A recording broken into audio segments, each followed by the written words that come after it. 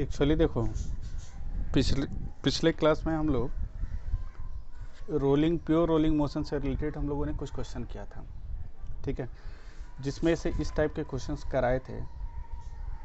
और इसमें 2 क्वेश्चन और हैं जिसको आप लोगों को करना है, ठीक है। तो अभी तुरंत इस क्वेश्चन को बनाओ, तो ट्राई करो। तो ये वाला एक क्वेश्चन दिया हुआ है, इसमें दिया एक ब्लॉक, ये दोनों का मास सेम है। ये एक पुली ले ली जिसका मोमेंट ऑफ इनर्शिया आई है, रेडियस आर है।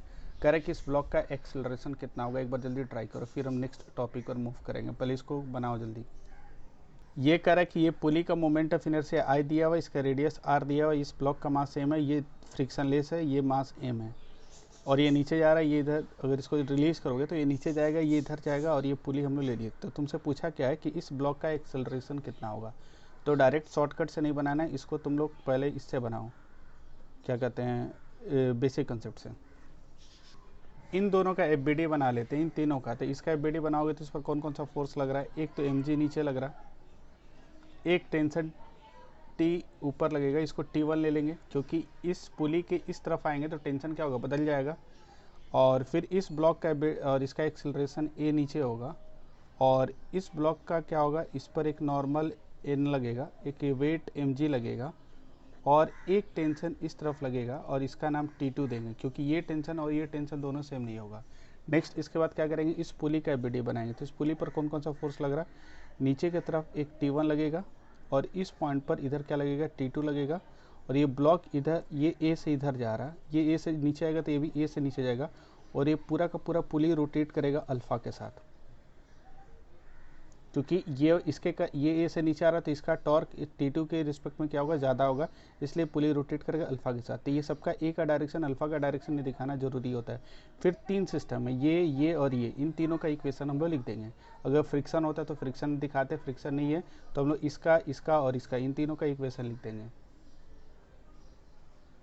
ठीक है। तो इन तीनों का इक्वेशन हम लोग कैसे लिखेंगे, इसका और इसका, ठीक है। तो पहले इस ब्लॉक का इक्वेशन लिखते हैं। इस ब्लॉक का इक्वेशन क्या आएगा,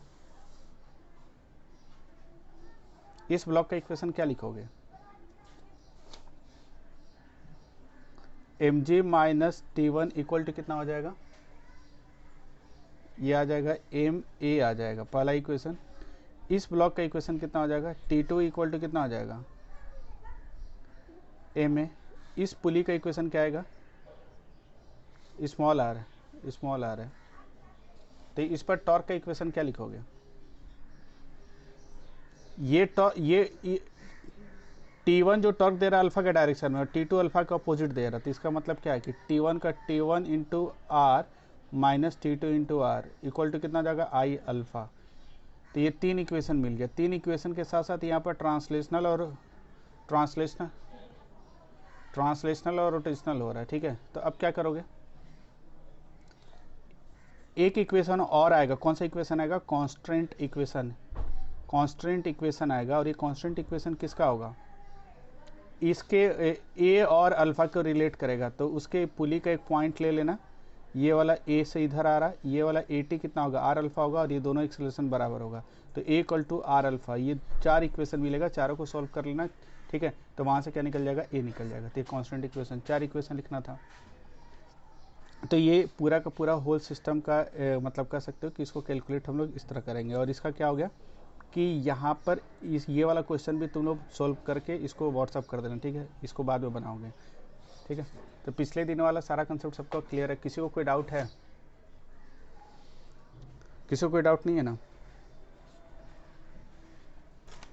अब देखो, इसके बाद हम लोग नेक्स्ट आते हैं इस वाले क्वेश्चन पर।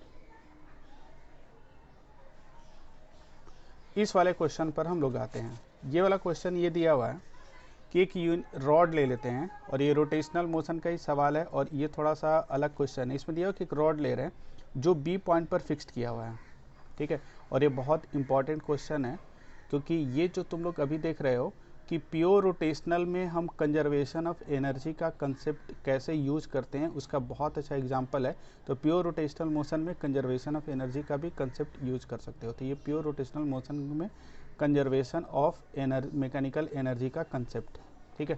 तो एक्चुअली देखो, यहाँ पर क्या होगा, एक रॉड ले लेते हैं, इस रॉड का मास m है, लेंथ इसका l है, और इसको जैसे ही रिलीज करोगे तो रिलीज करने के बाद क्या होगा कि कह रहा है कि आफ्टर टाइम टी के बाद ये कुछ एंगल थीटा बनाएगा। थीटा बनाने के बाद कह रहा है कि यहाँ जब पहुँचेगा तो इसका एंगुलर स्पीड ओमेगा होगा। इनिशियल एंगुलर स्पीड कितना था, 0 था।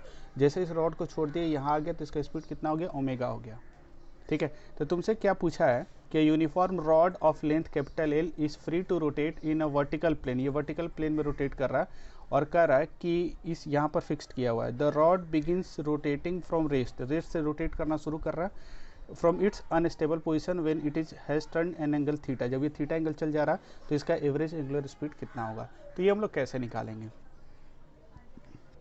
अगर एंगुलर एक्सेलरेशन देता तो कोई दिक्कत नहीं था। एंगुलर एक्सेलरेशन के लिए हम लोग टॉर्क का इक्वेशन लिखते हैं और वहाँ से उस इंस्टेंट निकाल सकते हैं। लेकिन इस इंस्टेंट अगर हमको ओमेगा निकालना है तो नेट टॉर्क में कहीं ओमेगा आता है कि नहीं आता है, यार बोल नहीं रहे हो। नेट टॉर्क में कहीं ओमेगा आता है,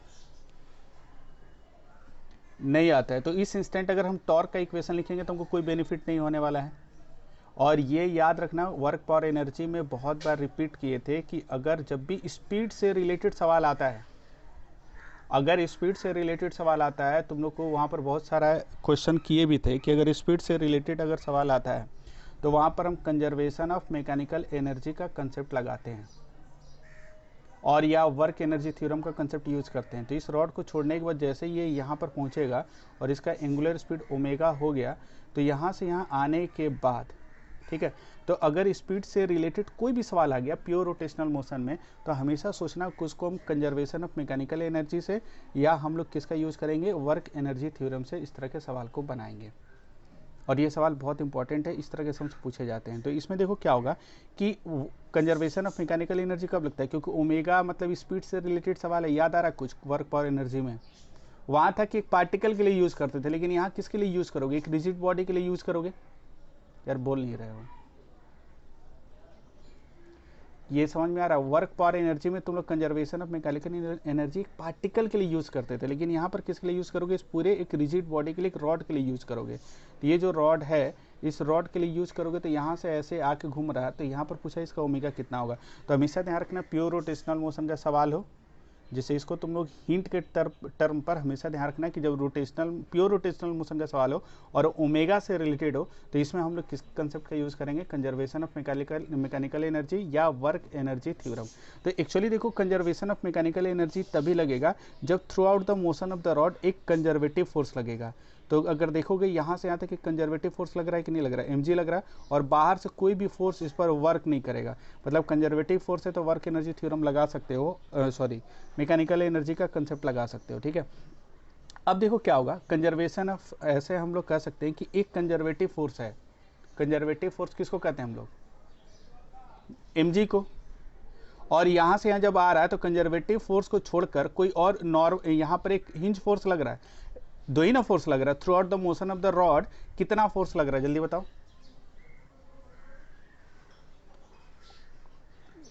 एक तो हिंज फोर्स लगेगा कि mg लगेगा, लेकिन हिंज फोर्स कोई टॉर्क नहीं देता है, कोई इसको ट्रांसलेट नहीं कराता है, इसलिए हिंज फोर्स के कारण वर्क डन ऑलवेज कितना होता है, 0 होता है। मतलब फोर्स लगेगा, हिंज फोर्स लगेगा, यहाँ से यहाँ रॉड आ रहा है, हिंज फोर्स लगेगा, बट कह सकते हो कि यहाँ जो भी हिंज फोर्स लगेगा, मतलब यहाँ मान लो कि इसको मान लेते हैं, इधर हम मान लिए कि Rx लग रहा है और इधर मान लेते हैं कि Ry लग रहा है, दो मतलब हिंज फोर्स का दो कंपोनेंट लग रहा है। तो ये जो हिंज फोर्स होता है कभी भी इस रॉड पर कोई भी किसी भी तरह का एनर्जी ट्रांसफर नहीं करता है, किसी भी तरह का मैकेनिकल वर्क नहीं करता है, या मतलब कोई भी इसके कारण वर्क नहीं होगा। ये क्लियर हुआ कि नहीं हुआ। हिंज फोर्स ना उसको ट्रांसलेट करा सकता है ना उसको रोटेट करा सकता है, इसीलिए हिंज फोर्स का कोई कंट्रीब्यूशन नहीं होता है किसमें, मैकेनिकल वर्क में, मतलब इस ओमेगा को बढ़ाने में। इसीलिए हम लोग कहेंगे कि इस रॉड पर दो फोर्स लग रहा था। कौन कौन सा लग रहा था, एक वेट लग रहा था, एक हिंज फोर्स लग रहा था। तो यहाँ से आएगा तो वेट इस पर क्या करेगा, केवल कंजर्वेटिव फोर्स ही वर्क कर रहा है, तो यहाँ पर कंजर्वेशन ऑफ मैकेनिकल एनर्जी लगेगा। याद आ रहा है कुछ, conservation of mechanical energy apply करने का कंडीशन क्या था कि बाहर के दो बड़े ऑल अदर फोर्सेस 0 होना चाहिए, केवल कंजर्वेटिव फोर्स ही वर्क करना चाहिए। तो ये कंडीशन यहाँ वैलिड हो रहा है, तो इसका मतलब हम लोग वर्क एनर्जी थ्योरम यहाँ लगा सकते हैं। तो अप्लाई करो कैसा, conservation of mechanical energy apply कर सकते हैं। तो यहाँ पर हम लिखेंगे कि from conservation of mechanical energy, ठीक है, कैसा यूज करोगे, लॉस गेन फॉर्म इसका एक बताए थे, याद है, लॉस गेन फॉर्म। कि बॉडी जब यहाँ से यहाँ तक आएगा तो इसका कुछ ना कुछ एनर्जी कम हुआ होगा, और जो कम होगा वो कंपनसेटेड होगा दूसरे एनर्जी से। काइनेटिक और पोटेंशियल के बारे में सोचो, तो रॉड यहाँ था, तो जब नीचे आएगा तो इसका पोटेंशियल एनर्जी बढ़ेगा कि घटेगा? लॉस घटेगा। और जितना कम होगा वो सारा का सारा कहाँ जाएगा? वो काइनेटिक ने। तो हम लोग लिख सकते हैं loss in potential energy must be equal to gain in kinetic energy. Gain in kinetic energy, ये स्टेटमेंट लिखा जा सकता है। किसी को दिक्कत? और क्यों लिख रहे हैं इसके लिए सारा कंसेप्ट तुम लोग को बता दिए। नेक्स्ट इसके बाद क्या करेंगे, लॉस देखने के लिए पहले देखो कि वो जहां था, बॉडी जहां था और नीचे आ रहा है, बॉडी जहां था और नीचे आ रहा है, उस ड्यूरेशन में जितना नीचे आएगा तो क्या करते हैं, loss in potential energy due to mg है। ड्यू टू किसकी वजह से? mg की वजह से है, ड्यू टू mg है। तो लॉस इन पोटेंशियल एनर्जी का मतलब क्या होता है, याद है? mg into vertical height, mg into vertical height, कितना लॉस होगा? mg into vertical height. याद आ रहा कुछ? Loss in potential mg L नहीं लोगे,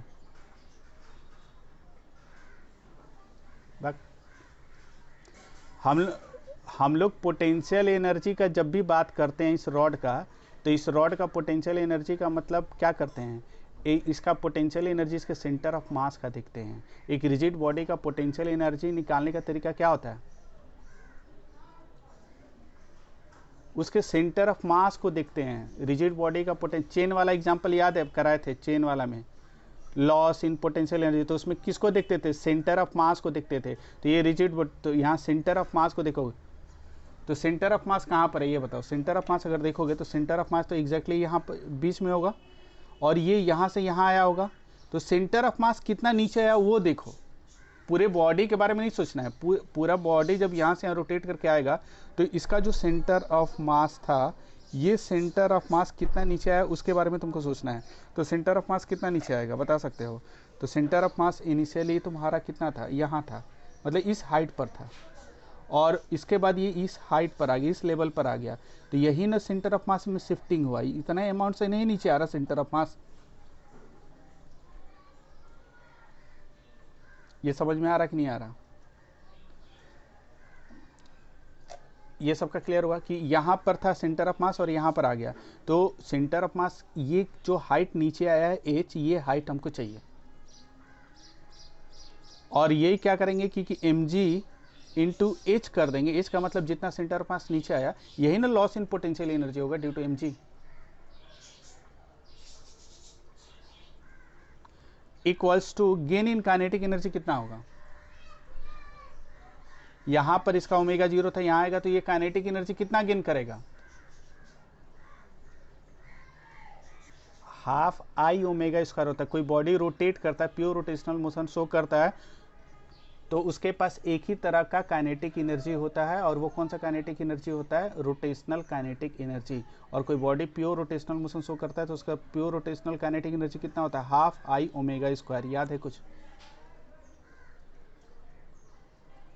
मतलब इतना लॉस हुआ और इतना गेन हुआ, क्योंकि ये फाइनल काइनेटिक एनर्जी है। इनिशियल तो 0 था, तो गेन कितना हुआ? Final minus initial. लॉस कितना हुआ? पोटेंशियल। जितना लॉस होगा उतना ही गेन होगा, क्योंकि ये कंजर्वेटिव सिस्टम है। जैसे रॉड यहाँ से यहाँ चल के आएगा तो कह सकते हो जितना लॉस होगा। तो पोटेंशियल एनर्जी की जब भी बात करेंगे किसी रिजिड बॉडी का, तो सेंटर ऑफ मास को ऑब्जर्व करोगे। सेंटर ऑफ मास में कितना शिफ्टिंग हो रहा है, सेंटर ऑफ मास कितना शिफ्टिंग हो रहा है वो हम देखेंगे, ठीक है। तो जो लॉस इन पोटेंशियल एनर्जी है, this is compensated by gain in kinetic energy. ये स्टेटमेंट क्लियर हुआ कि नहीं हुआ सबका? अब हम लोग के पास थोड़ा सा दिक्कत क्या है कि अब हमको करना क्या, एच चाहिए कि सेंटर ऑफ मास नीचे कितना गया। तो ये एच निकलेगा कैसे? तो एक्चुअली देखो, एच निकालने के लिए अगर ध्यान से देखोगे तो ये वाला लेंथ हमको पता है, ये वाला तो L/2 होगा। अगर हम यहाँ से यहाँ तक का लेंथ देखें तो ये लेंथ कितना होगा? L/2 होगा। सेंटर ऑफ मास और ये जो जहाँ हिंज किया हुआ इसके बीच का ये वाला गैप कितना? L/2 है। अगर हमको ये वाला डिस्टेंस निकल जाए, ये वाला डिस्टेंस यहाँ से यहाँ तक का डिस्टेंस निकल जाएगा, तो ये वाला h निकल जाएगा। और ये वाला डिस्टेंस कैसे निकल जाएगा? ये वाला L/2 है, ये वाला लेंथ कितना? L/2 है। और ये वाला क्या होगा? ये एंगल थीटा बना रहा है। तो अगर ये L/2 होगा तो तुम लोग क्या बताए थे कि लेंथ को वेक्टर मान लो। तो ये जो कंपोनेंट इधर होगा L/2 का, कौन सा कंपोनेंट होगा? याद आ रहा कुछ, क्या बताया? तो ये आ जाएगा L/2 cos थीटा, तो इस तरफ कितना आ जाएगा? L/2 cos थीटा आ जाएगा। ये समझ में आ रहा? रॉड ऐसे है और ये लाइन थीटा है, तो ये अगर L/2 होगा, ये सेंटर ऑफ मास है, तो ये वाला जो लेंथ होता है, ये वाला लेंथ, इसका कंपोनेंट ले लेते हैं, ये थीटा है, तो थीटा जिधर होता है उधर कॉस कंपोनेंट होता है, तो ये कितना हो जाएगा? L/2 cos थीटा हो जाएगा।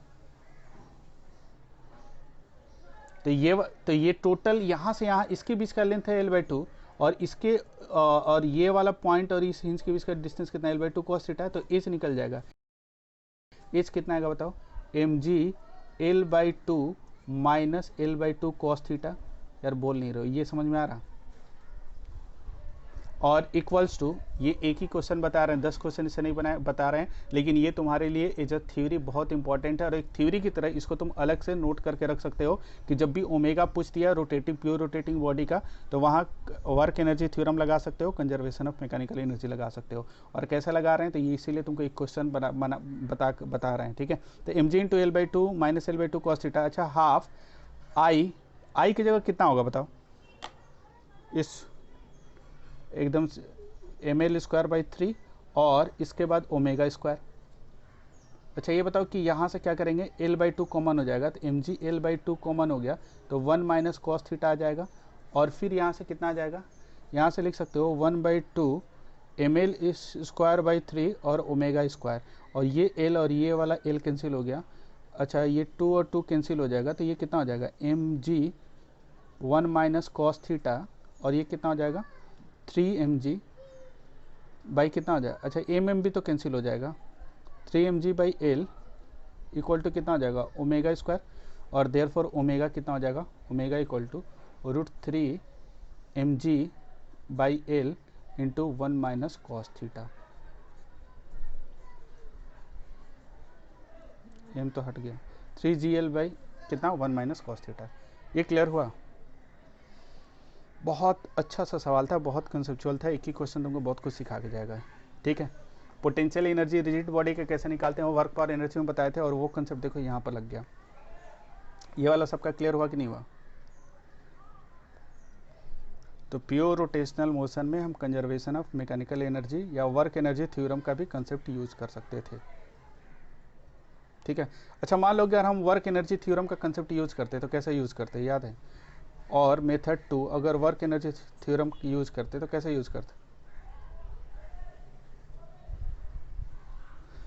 तो उसको छोड़ देते हैं, बस ये क्लियर हुआ कि नहीं हुआ? इसको तुम लोग बस अप्लाई कर लेना, ठीक है? वर्क एनर्जी थ्योरम से बनाना चाहो तो बना सकते हो, ठीक है? ये क्लियर हुआ कि नहीं हुआ? अब देखो नेक्स्ट, अब हम लोग आते हैं इस वाले क्वेश्चन पर।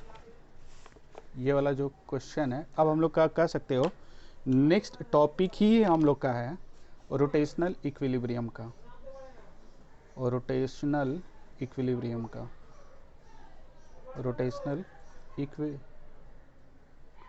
नहीं, इसको समझा रहे हैं और बाद में फोटो भेज देंगे, रोटेशनल इक्विलिब्रियम का, ठीक है? जैसे इस तरह का सवाल कैसे पूछा है, मतलब एक थ्योरी ही है, थ्योरेटिकल कंसेप्ट ही है, पहले इसको एक सीखोगे ढंग से, पहले सीखो, एक क्वेश्चन डिस्कस कर रहे हैं, बाकी तुम लोग खुद से ट्राई करोगे, ठीक है?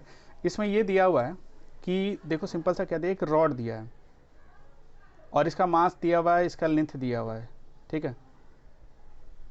लेकिन हमको करना क्या है कि यहाँ पर ये इसका लेंथ मान लो, सपोज करो हम लोग यहाँ सब कुछ दिया हुआ है, डेटा दिया हुआ है, हम लोग इसको थीटा मान लेते हैं, हम लोग अपने कैलकुलेशन के लिए इसको थीटा मान लेते हैं, तो ये थीटा मान लिए, तो यहाँ से थीटा हम लोग को दिया हुआ है 53 डिग्री, तो और इस रॉड का मास हम मान लेते हैं m और लेंथ मान लेते हैं l, एक रॉड m मास m, ठीक है? ऐसे रखा हुआ है। तुमसे क्या पूछा है कि ये जो रॉड को अगर हम इस तरह अगर रखा हुआ है, तो तुमसे ये पूछा है कि जो नॉर्मल ये वॉल एग्जर्ट करेगा और जो फ्रिक्शन यहाँ लगाएगा उसका वैल्यू फाइंड आउट करना है, तो और तुमको कुछ नहीं दिया हुआ है। जैसे सिंपल ऐसे समझो, ये वाला एक हम लोग का क्या है, ये वाला सिनेरियो ऐसे ले लेते हैं, एक इस तरह का सिचुएशन ले लिए, यहाँ पर हम लोग क्या करते हैं कि यहाँ पर इस तरह एक किसी रॉड को ऐसे इसके सारे ऐसे रख देते हैं, ये तो स्लिप कर जा रहा है, लेकिन अगर हम लोग क्या करें, ये ऐसे स्लिप कर जा रहा है, लेकिन ऐसा कोई ऑब्जेक्ट हम लोग ले लेते हैं जो स्लिप ना करे, तो मेरे ख्याल से इसको स्लिप नहीं करना चाहिए, क्योंकि फ्रिक्स ऐसे देख लो, ये तो ऐसे यहाँ रख रहा है ना, एग्जैक्टली वो वॉल के सारे ऐसे ही कुछ है, मतलब यहाँ पर भी वॉल है, ठीक है। कह रहा है कि अच्छा ये बताओ कि ये किधर स्लिप करना चाह रहा है, नीचे, लेकिन नीचे नहीं आ पा रहा। क्यों नहीं आ रहा? क्योंकि यहाँ फ्रिक्शन सफिशिएंट है। लेकिन देखो अगर यहाँ रखेंगे तो फ्रिक्शन सफिशिएंट नहीं है, स्लिप कर यहाँ देखो, यहाँ भी बहुत अच्छे से रह गया। यहाँ देखो, यहाँ रखने स्लिप कर जा रहा है, क्योंकि यहाँ फ्रिक्शन को ओवरकम कर जा रहा है, ठीक है।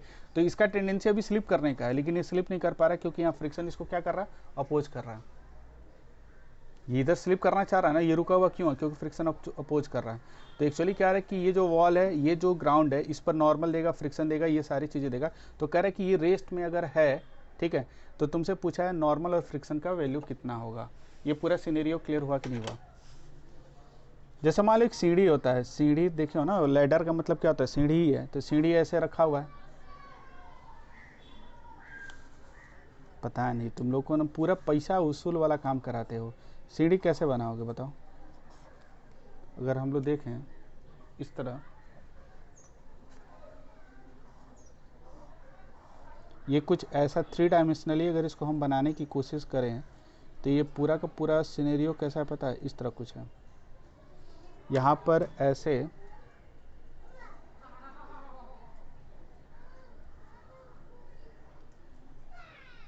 यहाँ पर एक सीढ़ी ऐसे रखा हुआ है, एक लैडर ऐसे रखा हुआ है, ये सीढ़ी ऐसे देखते हो ना, ऐसे रखा हुआ 3 डायमेंशनली, और ये एंगल थीटा दिया हुआ है।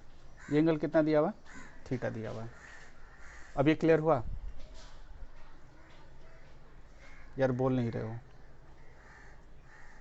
और ये पता है यहाँ ये फ्रिक्शन नहीं होता ना, तो तुम अगर यहाँ पर रहते तो क्या होता है? सवाल और अच्छा करने के लिए यहाँ पर आदमी को वैसे बैठा देगा, ये आदमी इसके ऊपर है। खैर वो हम लोग बाद में आएंगे, ये तुम लोग खुद से ट्राई करोगे। लेकिन एक सिंपल सा सिनेरियो लेते हैं। इसी तरह का एक लेडर है, इसके बारे में कह रहा है कि ये अगर रेस्ट में है तो ये बताओ कि रेस्ट में है तो जो नॉर्मल ये वॉल एग्जर्ट करेगा, जो फ्रिक्शन होगा वो तुमको क्या करना है, डिसाइड करना है, ठीक है। कितना होगा कौन बताएगा? अंकित ओझा है कि नहीं है? अच्छा ये बताओ कैसे इसको बनाओगे, क्या सोचोगे?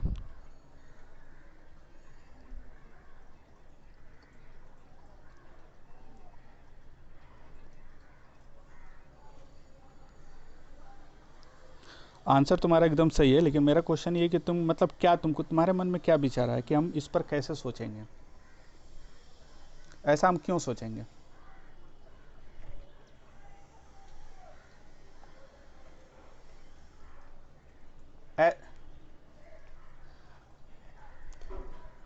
तो रेस्ट में तो नेट फोर्स 0 होता है। अभी तक तो हम लोग यही पढ़ते आ रहे थे। न्यूटन्स लॉज ऑफ मोशन में क्या पढ़े थे कि कोई अगर सिस्टम रेस्ट में है तो उस पर क्या होना चाहिए? नेट फोर्स 0 होना चाहिए। याद आ रहा कुछ? कोई भी सिस्टम अगर रेस्ट में होता है तो उस पर, अगर मान लो कोई एक सिस्टम है, कोई एक ऐसा सिस्टम ले लिए और ये रेस्ट में है, तो क्या लिखते हो कि रेस्ट में तभी होगा जब उस पर क्या होगा, उस पर नेट फोर्स कितना होगा? 0 होगा। तो हम यही कंडीशन क्यों नहीं लिखते हैं? एक पार्टिकल रेस्ट में है तो तुम कहते हो कि उस पर नेट फोर्स क्या होगा? 0 होगा। ऐसा सवाल न्यूटन्स लॉज ऑफ मोशन में हम लोग बनाए थे कि एक ऐसा याद आ रहा है कुछ? पता नहीं, ये सबको याद आ रहा है। ऐसे हम लोग रस्सी लेते थे, यहाँ एक मास अटैच कर देते थे, तो ये मास रेस्ट में होता था, तो हम लोग क्या करते थे? इस पर क्या करते थे? कौन सा इक्वेशन लिखते थे कि नेट फोर्स क्या होता है? 0 होता है। यही ना करते थे, तो यहाँ भी तो वही करेंगे। लेकिन अगर सही से समझोगे, रिजिड बॉडी है, ये रीजन भी तुम्हारा सही है, लेकिन सबसे और अच्छा एक्सप्लेनेशन क्या होगा कि ये रिजिड बॉडी है और रिजिड बॉडी पर लगने वाला जो फोर्स होता है, रिजिड बॉडी पर लगने वाला जो फोर्स होता है, कुछ दिनों पहले की बात है, संदीप सर ऐसा कुछ बताए थे कि रिजिड बॉडी पर जो जो फोर्सेस लगता है वो सारा फोर्स मिलकर क्या करता है, उस बॉडी को ट्रांसलेट कराना चाहता है और साथ ही साथ उसको रोटेट भी कराना चाहता है। याद आ रहा कुछ? तो वो छोटी सी बात बताए थे, लेकिन देखो अब अगर अब वो चीज़ तुम्हारे दिमाग में है, पिंटू कुमार, समझ में आ रहा?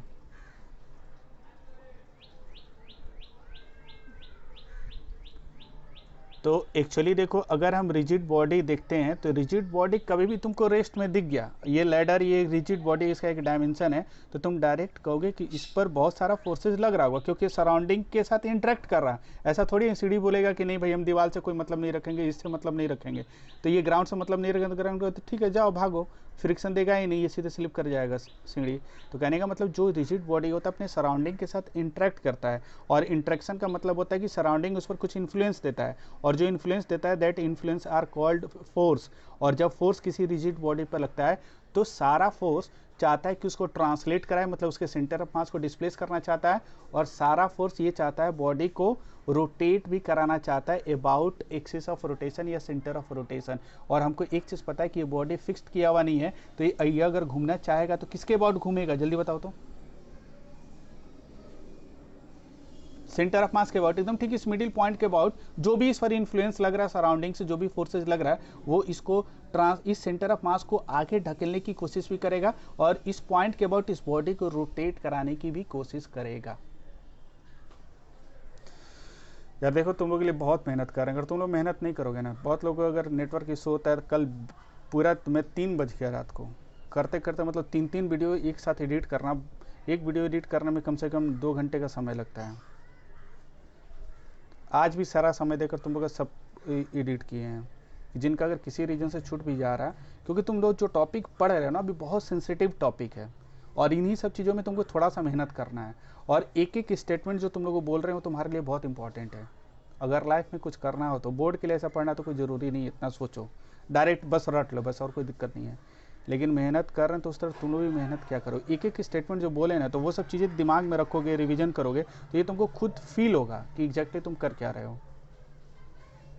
तो देखो, ये वाला अगर रिजिड बॉडी रेस्ट में है, ये बोल दिया रेस्ट में है, तो हमेशा ध्यान रखना कि इस पर लगने वाला सराउंडिंग से जो भी इन्फ्लुएंसेज है, इन्फ्लुएंसेज का मतलब क्या था, फोर्सेज होता है, तो वो क्या चाहेगा, इसको इसके सेंटर ऑफ मास को क्या चाहेगा, बोलो, उनका विश होता है, वो ट्रांसलेट कराना चाहते हैं। और हर फोर्स का विश क्या होता है कि वो जिस पॉइंट के अबाउट रोटेट करेगा उस पॉइंट के बाद उसको रोटेट भी कराना चाहता है।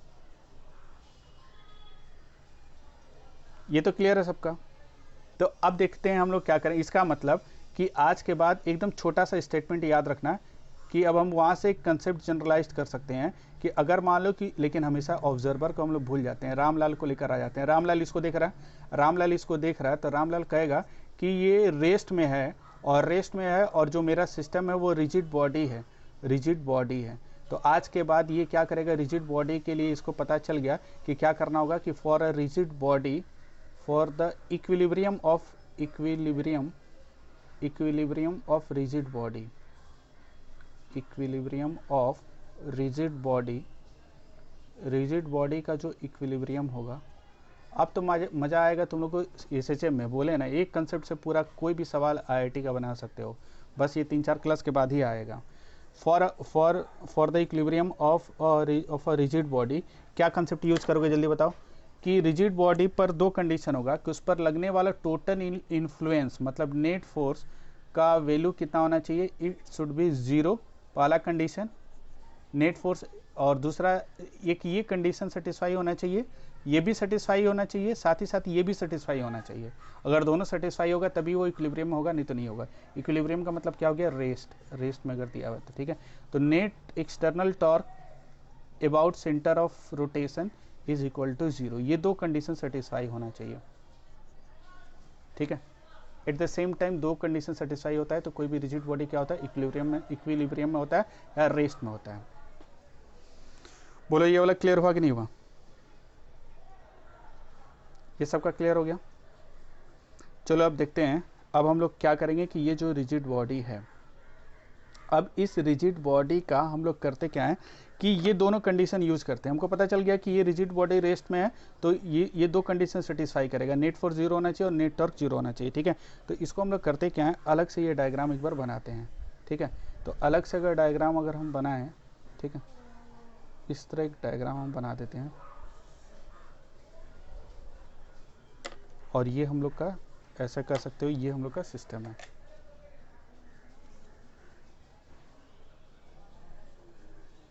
ये रॉड है, ये हम लोग का रॉड है। इसमें देखना बहुत अच्छा चीज़ सीखोगे, इसको ध्यान से समझने की कोशिश करना, ठीक है। ये रॉड है, ठीक है। अच्छा ये बताओ कि ये जो रॉड है इस पर सबसे पहले क्या करेंगे, ये दोनों इक्वेशन तभी काम करेगा जब हम इसका क्या करेंगे, एफबीडी बनाएंगे। चलो इसका एफबीडी बनाते हैं। कौन कौन सा फोर्स लग रहा है बताओ तो। इस रिजिड बॉडी पर कौन कौन सा फोर्स लग रहा है, ये किसके साथ इंटरेक्ट कर रहा है, इस वॉल के साथ, इस वॉल के साथ, इस ग्राउंड के साथ और अर्थ के साथ। एक तो पहले जो फोर्स नॉर्मल क्या होता है, mg का रिएक्शन नहीं कर सकते बट कह सकते हो mg एक तरह से इनडायरेक्टली कॉज होता है। जो पहले सबसे पहले mg दिखाओगे, ये mg ऐसे दिखा दी, एक वेट mg नीचे लग रहा। अब ये बताओ और कौन सा फोर्स, और mg कहाँ दिखाओगे, रिजिड बॉडी है तो एकदम एग्जैक्ट इसके सेंटर ऑफ मास, और कौन सा फोर्स लगेगा, इस पॉइंट पर एक नॉर्मल होगा। नॉर्मल का डायरेक्शन क्या होगा, परपेंडिकुलर टू दिस सरफेस, इस हॉरिजॉन्टल, इस सरफेस के परपेंडिकुलर होगा। इसका नाम दे देते हैं हम, मान लो n2 दे दिए। यहाँ एक नॉर्मल लगेगा, इस सरफेस के परपेंडिकुलर ऐसे कुछ होगा, और इसका नाम क्या दे दिए, n1 दे दिए। नेक्स्ट इसके बाद क्या होगा, और ये सरफेस रफ है और ये वाला जो पॉइंट है ये इधर स्लिप करना चाहता है, तो किधर, तो इस तरफ, इस राइट की तरफ क्या होगा, एक फ्रिक्शन लगेगा, इस तरफ एक फ्रिक्शन लगेगा। कौन सा फ्रिक्शन होगा, स्टैटिक फ्रिक्शन होगा, क्योंकि स्लिप नहीं कर रहा। तो कौन सा फ्रिक्शन होगा, स्टैटिक फ्रिक्शन होगा। ये तो क्लियर हो गया। अब बताओ अब क्या करोगे, तो इस बॉडी का सबसे पहले जो ऑब्जर्वर यहाँ पर है, ये ऑब्जर्वर क्या करेगा, ये रामलाल क्या करेगा, ये देख रहा है कि इस पर इतने इन्फ्लुएंसेस लग रहा है, तो ये कहेगा कि नेट फोर्स इस पर 0 होगा। तो पहले क्या करेगा, तो नेट फोर्स 0 मतलब ये क्यों लिख रहा है, फॉर ट्रांसलेशनल इक्विलिब्रियम। ये किसके लिए लिख रहा है, फॉर ट्रांसलेशनल इक्विलिब्रियम के लिए लिख रहा है, ट्रांसलेशनल इक्विलिब्रियम के लिए लिखेगा। और ये फॉर रोटेशनल इक्विलिब्रियम, तो एक रिजिड बॉडी का दोनों इक्विलिब्रियम के लिए ये इक्वेशन लिखेगा, रोटेशनल इक्विलिब्रियम के लिए कंडीशन लिखेगा, इक्विलिब्रियम के लिए कंडीशन लिखेगा। ठीक है, तो बताओ फॉर ट्रांसलेशनल इक्विलिब्रियम ये क्या लिखेगा, फॉर ट्रांसलेशनल इक्विलिब्रियम, इसके लिए इसको क्या करना होगा, याद है कुछ, क्या बताए थे, फॉर ट्रांसलेशनल इक्विलिब्रियम के लिए क्या बताए थे, कि ये कुछ कोऑर्डिनेट एक्सिस लेगा, एक्स एक्सिस, और क्या लेगा, वाई एक्सिस ऐसे ले लेगा। ये जो ऑब्जर्वर है एक्स और वाई एक्सिस लेकर फिर क्या करेगा, नेट फोर्स इक्वल टू क्या कहेगा, 0 होगा। ये दोनों एक्सिस के लिए लिखेगा, किसके लिए, एक्स और वाई दोनों के लिए इक्वेशन लिखेगा। समझ में आ रहा है, याद है। तो F net along x axis कितना आएगा, 0 आएगा। ये तो कहेगा कि अगर ये ट्रांसलेट नहीं करा तो एक्स के एलोंग जो भी फोर्सेज लग रहा है उसका नेट समेशन कितना आएगा, 0 आएगा। तो इससे क्या कंक्लूजन निकलेगा, इससे ये क्या लिखेगा पता है, तो एक्स के डायरेक्शन में देखेगा कौन कौन सा फोर्स लग रहा है, कौन कौन सा फोर्स लग रहा है बताओ, एक्स के डायरेक्शन में कौन फ्रिक्शन लग रहा है, n2 लग रहा है। तो यहाँ पर क्या लिखेगा, n2 equal to F R S, एक इक्वेशन लिखेगा। Net force along X axis is equal to 0, this implies that कि ये जो तुम्हारा n2 है किसको बैलेंस करेगा, एफ आर एस को बैलेंस करेगा। क्लियर हुआ। एंड ये y एक्सिस का इक्वेशन लिखेगा, y एक्सिस का इक्वेशन क्या लिखेगा, F net along y axis equal to कितना हो जाएगा, 0। तो ये क्या, y डायरेक्शन में कौन कौन सा फोर्स लग रहा है, n1 लग रहा है और कौन सा लग रहा है, mg लग रहा है। तो ये डायरेक्ट लिखा n1 इक्वल टू mg। ये दो इक्वेशन मिल गया। अब मेरे काम का है कि नहीं हम बाद में सोचेंगे, लेकिन हमको फॉर ट्रांसलेशनल इक्विलिब्रियम, क्योंकि जो रिजिड बॉडी है एक ट्रांसलेशनल इक्विलिब्रियम का एक इक्वेशन आ गया, एक कौन सा है, एक्स एक्सिस के लॉन्ग, एक वाई एक्सिस के लॉन्ग। क्लियर हुआ कि नहीं हुआ। अब देखो अब क्या करेंगे, अब रोटेशनल इक्विलिब्रियम का इक्वेशन लिखते हैं। तो रोटेशनल इक्विलिब्रियम का इक्वेशन कैसे लिखोगे, तो इसको लिखने का तरीका क्या है कि हम लोग का सिस्टम कैसा था, हम लोग का सिस्टम कुछ इस तरह था, ये हम लोग का सिस्टम ऐसे था,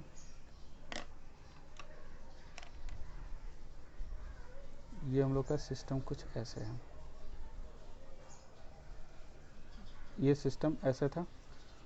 कौन कौन सा फोर्स लग रहा था इस पर, एक फोर्स लग रहा था हम लोग का यहाँ पर, इसका वेट mg लग रहा था, एक नॉर्मल इधर लग रहा था, हम लोग क्या लिए थे n2, एक नॉर्मल हम लोग इधर लिए थे, ये कौन सा था n1, और एक स्टैटिक फ्रिक्शन लग रहा था इस डायरेक्शन में FRS। ठीक है, अब ये क्या करेगा, ये इक्वेशन लिखेगा for rotational equilibrium, rotational equilibrium, equilibrium क्या इक्वेशन लिखेगा बताओ, फॉर रोटेशनल इक्विलिब्रियम क्या लिखेगा बताओ, नेट एक्सटर्नल टॉर्क किसके अबाउट, कोई ना कोई एक पॉइंट के अबाउट, टॉर्क जब भी लिखोगे तो ये किसी ना किसी पॉइंट के अबाउट होगा। तो ये किस पॉइंट के अबाउट, ये बॉडी किसके अबाउट घूमना चाहे, सेंटर ऑफ रोटेशन इसका ये वाला पॉइंट होगा, मतलब सेंटर ऑफ मास के अबाउट घूमना चाहेगा। और आई इन सॉरी 0 हो जाएगा नेट एक्सटर्नल टॉर्क। ठीक है, ये क्लियर हुआ कि नहीं हुआ? Net external torque about centre of mass, मतलब इस सेंटर ऑफ मास के अबाउट नेट टॉर्क कितना हो जाएगा, 0 हो जाएगा। ठीक है, अच्छा यहाँ से क्या कंक्लूजन है इससे, दिस इम्प्लाइज दैट, इसका मतलब क्या है कि सेंटर ऑफ मास के अबाउट जो जो टॉर्क लग रहा है, जो जो फोर्सेस टॉर्क लगा रहा है, उन सब का मतलब 2 तरह का टॉर्क लगेगा, एक क्लॉकवाइज लगेगा और एक क्या लगेगा, एंटी क्लॉकवाइज। इसके अबाउट टॉर्क कौन, जो भी सारे फोर्सेस मिलकर टॉर्क एग्जर्ट कर रहा है, N2 कह रहा है घुमाना चाह रहा है, N1 भी घुमाना चाह रहा है, FRS भी घुमाना चाह रहा है, MG भी घुमाना चाह रहा है, क्योंकि हर फोर्स का नेचर क्या है कि हर फोर्स इसको ट्रांसलेट कराने की भी कोशिश करता है प्लस रोटेट कराने की भी कोशिश करता है। तो ये N2 रोटेट कराने की कोशिश करेगा तो किसके अबाउट, सेंटर ऑफ मास के अबाउट। MG घुमाने की कोशिश करेगा किसके अबाउट, इसके अबाउट। FRS घुमाने की कोशिश करेगा इसके अबाउट। N1 घुमाने की कोशिश करेगा इसके अबाउट। तो तुम लोग क्या करोगे, नेट टॉर्क 0 का मतलब क्या है कि सेंटर ऑफ मास के अबाउट कुछ इधर टॉर्क होगा, कुछ इधर टॉर्क होगा और कुछ इस डायरेक्शन में टॉर्क होगा। इसको बोलेंगे anti clockwise torque, centre of mass के अबाउट लग रहा होगा और कुछ क्लॉकवाइज लग रहा होगा। यार बोल नहीं रहे, सारे फोर्सेस को देखोगे सब कुछ ना कुछ मिलकर टॉर्क देगा, लेकिन अगर मान लो कि केवल क्लॉक और एंटी क्लॉकवाइज टॉर्क लगता है, टोटल अगर टॉर्क एंटी क्लॉकवाइज होता तो ये रॉड घूम जाता। यार सेंटर ऑफ मास के बाद टोटल अगर एंटी क्लॉकवाइज टॉर्क लगता है तो पूरा पूरा रॉड इधर गिर जाता। ठीक है, तो लेकिन इसका मतलब क्या है, केवल एंटी क्लॉकवाइज नहीं लग रहा है, इसको काउंटर बैलेंस करने के लिए, इधर से क्या लग रहा होगा, इस पॉइंट का एक क्लॉकवाइज टॉर्क लग रहा होगा। अगर मान लो ये नहीं होता, केवल ये होता तो क्या होता, ये रॉड ऊपर की तरह से घूम जाता क्लॉकवाइज। लेकिन हम देख रहे हैं कि रॉड ना ऐसे घूम रहा है ना ऐसे घूम रहा है। This is the actual rotational equilibrium कि सेंटर ऑफ मास के अबाउट ये पूरा रॉड जो होगा इस पर 2 तरह का टॉर्क लग रहा होगा, क्योंकि हर फोर्सेस मान लो कि ये क्लॉकवाइज दे रहा होगा, ये हो सकता है एंटी क्लॉकवाइज, मतलब सब अलग अलग तरह की।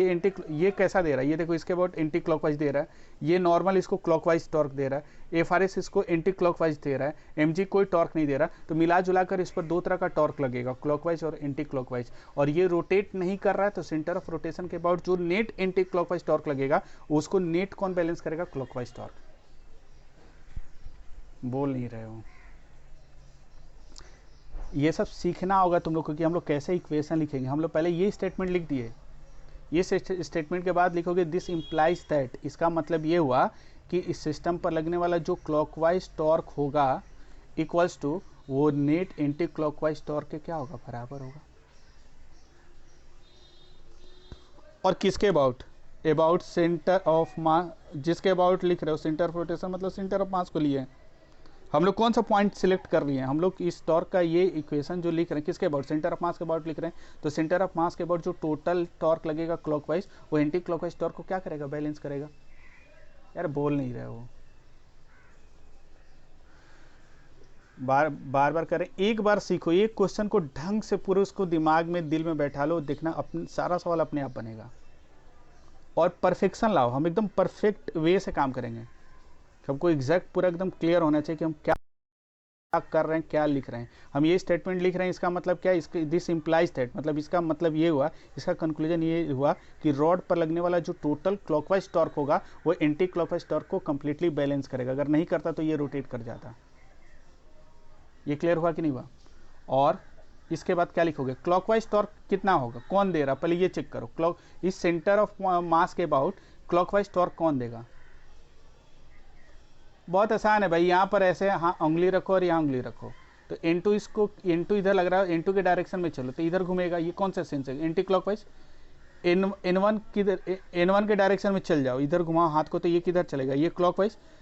ठीक है, अच्छा FRS किधर घुमाएगा, ये एंटी क्लॉकवाइज।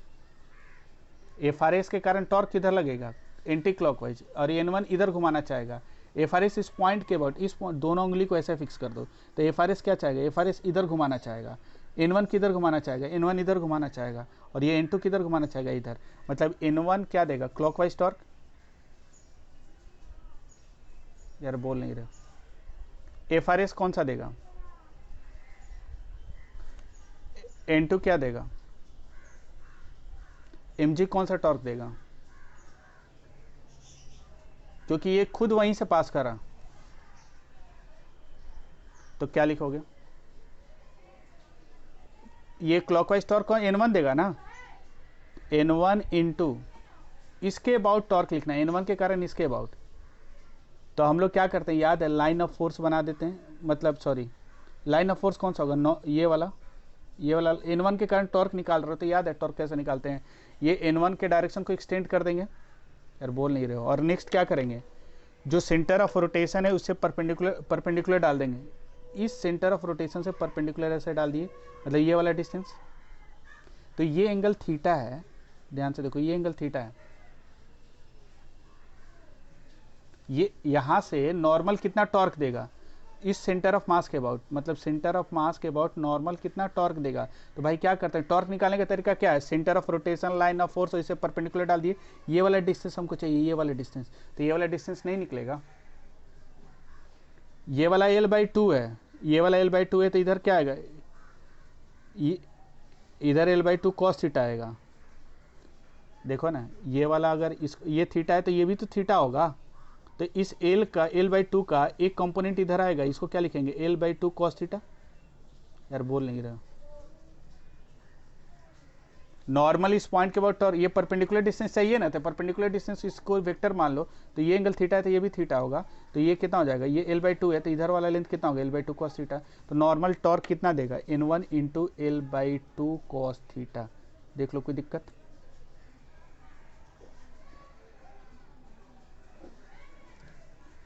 ये N1 कितना टॉर्क दे देगा, N1 into L/2 cos theta, ये क्लॉकवाइज दे रहा है। अच्छा एक बात बताओ, और कोई क्लॉकवाइज टॉर्क दे रहा है,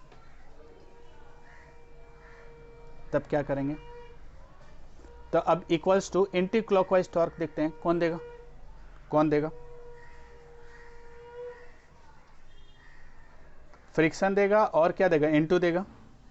तो फ्रिक्शन कितना देगा, FRS इंटू क्या करोगे, इस, तो लाइन ऑफ फोर्स तो ये वाला लाइन होगा, ये वाला लाइन चला गया, और इस पॉइंट से इस लाइन ऑफ फोर्स पर परपेंडिकुलर, मतलब ये वाला, तो ये वाला लेंथ एकदम सही है, L/2 साइन, क्योंकि L/2 ये L/2 cos थीटा होगा, साइन थीटा नहीं, cos थीटा होगा, cos थीटा। देखो ना, ये हमको ये लाइन ऑफ फोर्स हुआ, हाँ हाँ हाँ हाँ सॉरी, ये वाला परपेंडिकुलर डिस्टेंस, ये वाला, तो L/2, तो L/2 cos थीटा, ये वाला L/2 साइन थीटा। तेज हो पढ़ने में तुम, L/2 साइन थीटा प्लस क्या हो जाएगा, N2 टॉर्क, N2 इंटू कितना हो जाएगा, N2 लाइन ऑफ फोर्स ये वाला होगा, और सेंटर ऑफ रोटेशन से परपेंडिकुलर डिस्टेंस, तो ये एंगल थीटा है, तो ये एंगल भी थीटा होगा, ये एंगल थी,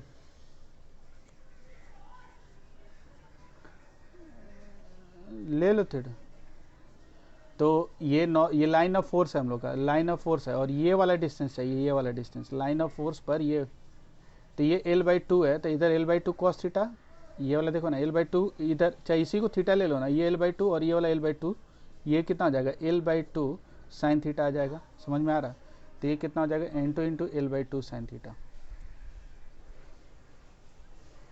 कुछ नहीं है, थोड़ा सा दिखने में देखो कितना अच्छा सा डायग्राम बना है। टॉर्क का इक्वेशन लिखने आना चाहिए, टॉर्क पढ़ो, अच्छा लग रहा है ना दिखने में। अब चलो देखते हैं,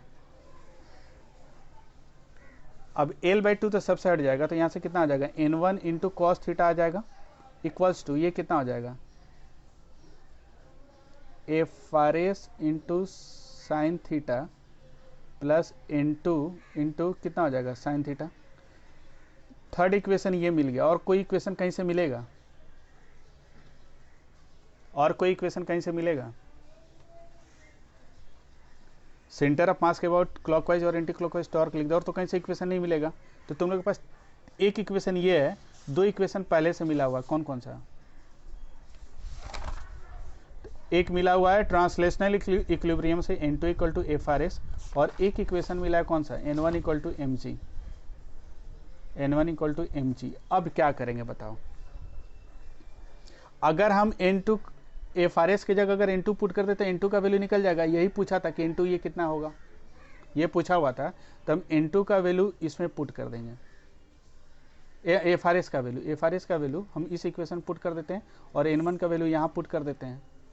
तो देखो यहाँ से कितना हो जाएगा, N1 की जगह mg लिखेंगे cos थीटा, अच्छा एफ आर एस की जगह N2 sine theta plus N2 sine theta, तो यहाँ से N2 निकल जाएगा 2N2 इक्वल्स टू कितना हो जाएगा mg cos थीटा लिख, तो N2 निकल जाएगा बाई साइन थीटा, तो ये कितना हो जाएगा mg cot theta by 2। N2 का वैल्यू निकल गया, थीटा पता है, mg पता है, सब हो गया। बोल नहीं रहे हो। N2 जब निकल गया तो एफ आर एस भी कितना होगा, एफ आर एस भी तो इतना ही है। देख लो भाई, ये क्लियर हुआ, यही रोटेशनल इक्विलिब्रियम और कुछ नहीं है। इक्वेशन लिखने आना चाहिए, बस ये वाला कंसेप्ट तुमको क्लियर होना चाहिए। लेकिन पता है हम चाह रहे हैं कि थोड़ा सा और टॉर्क लिखने का, टॉर्क में थोड़ा सा दिक्कत होता है, तो टॉर्क लिखने का थोड़ा सा और हम लोग एक काम कर सकते हैं, अगर थोड़ा सा ध्यान दोगे तब। इसको दूसरा टॉर्क का ये जो इक्वेशन है ना, इस इक्वेशन को थोड़ा सा और सिंपल हम कर सकते हैं।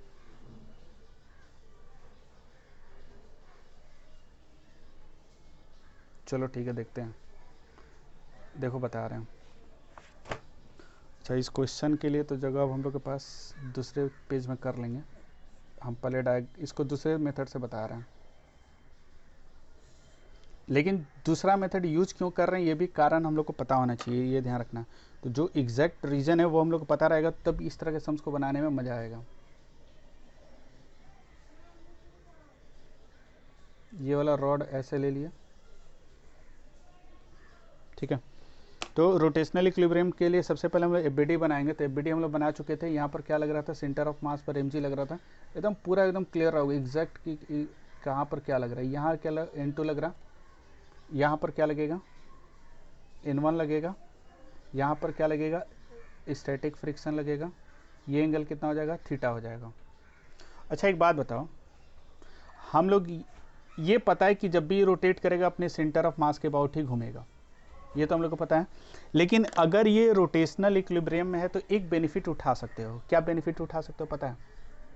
ये method 2 for rotational equilibrium, for rotational equilibrium, for rotational equilibrium. क्या बेनिफिट उठा सकते हो, बता सकते हो?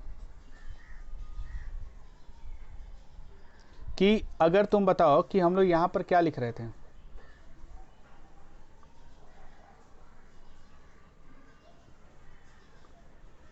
क्या लिख रहे थे बताओ? तो यहाँ सेंटर ऑफ मास के अबाउट ले रहे थे। लेकिन तुमको पता है कि अगर ये पूरा बॉडी रेस्ट रोटेशनल इक्विलिब्रियम में है तो हम लोग क्या लिख सकते हैं कि अगर तुम कोई और पॉइंट लेते, मान लो ये पॉइंट ना लेकर तुम यहाँ कोई पॉइंट ले लो, क्या इसके अबाउट टॉर्क जीरो होगा? इस पॉइंट को ले लेते बाहर में तो तुम देखोगे इस पॉइंट के अबाउट अगर हम टॉर्क का इक्वेशन लिखना चाहें तो ये N1 इस पॉइंट के अबाउट कुछ टॉर्क देगा, FRS देगा, mg देगा, N2 देगा। तो कहने का मतलब क्या है कि इस पॉइंट के अबाउट भी टोटल टॉर्क जीरो होगा। अगर ये बॉडी रेस्ट में है तो तुम कोई भी पॉइंट सेलेक्ट करो, किसी भी पॉइंट के अबाउट इक्वेशन लिखोगे तो टॉर्क हमेशा कितना आएगा, जीरो आएगा, नहीं आएगा। इस पॉइंट के अबाउट ये अगर पूरा का पूरा हम तो जो हाँ कुछ और, तो हमको फिर वो ध्यान देना होगा। यहाँ से हमको मान लो हम ये पॉइंट ना लेकर सिंपल पॉइंट हम ये वाला ले लेते, तो ये वाला पॉइंट के अबाउट क्या करते, ये वाला टॉर्क एग्जर्ट करेगा, ये करेगा, ये करेगा, इन तीनों मिलाकर जो टॉर्क देगा टोटल जीरो हो जाएगा। इसका मतलब रोटेशनल इक्विलिब्रियम में होगा तो तुम कोई भी पॉइंट लोगे तो उसके बाद टॉर्क कितना हो जाएगा, जीरो आएगा हमेशा।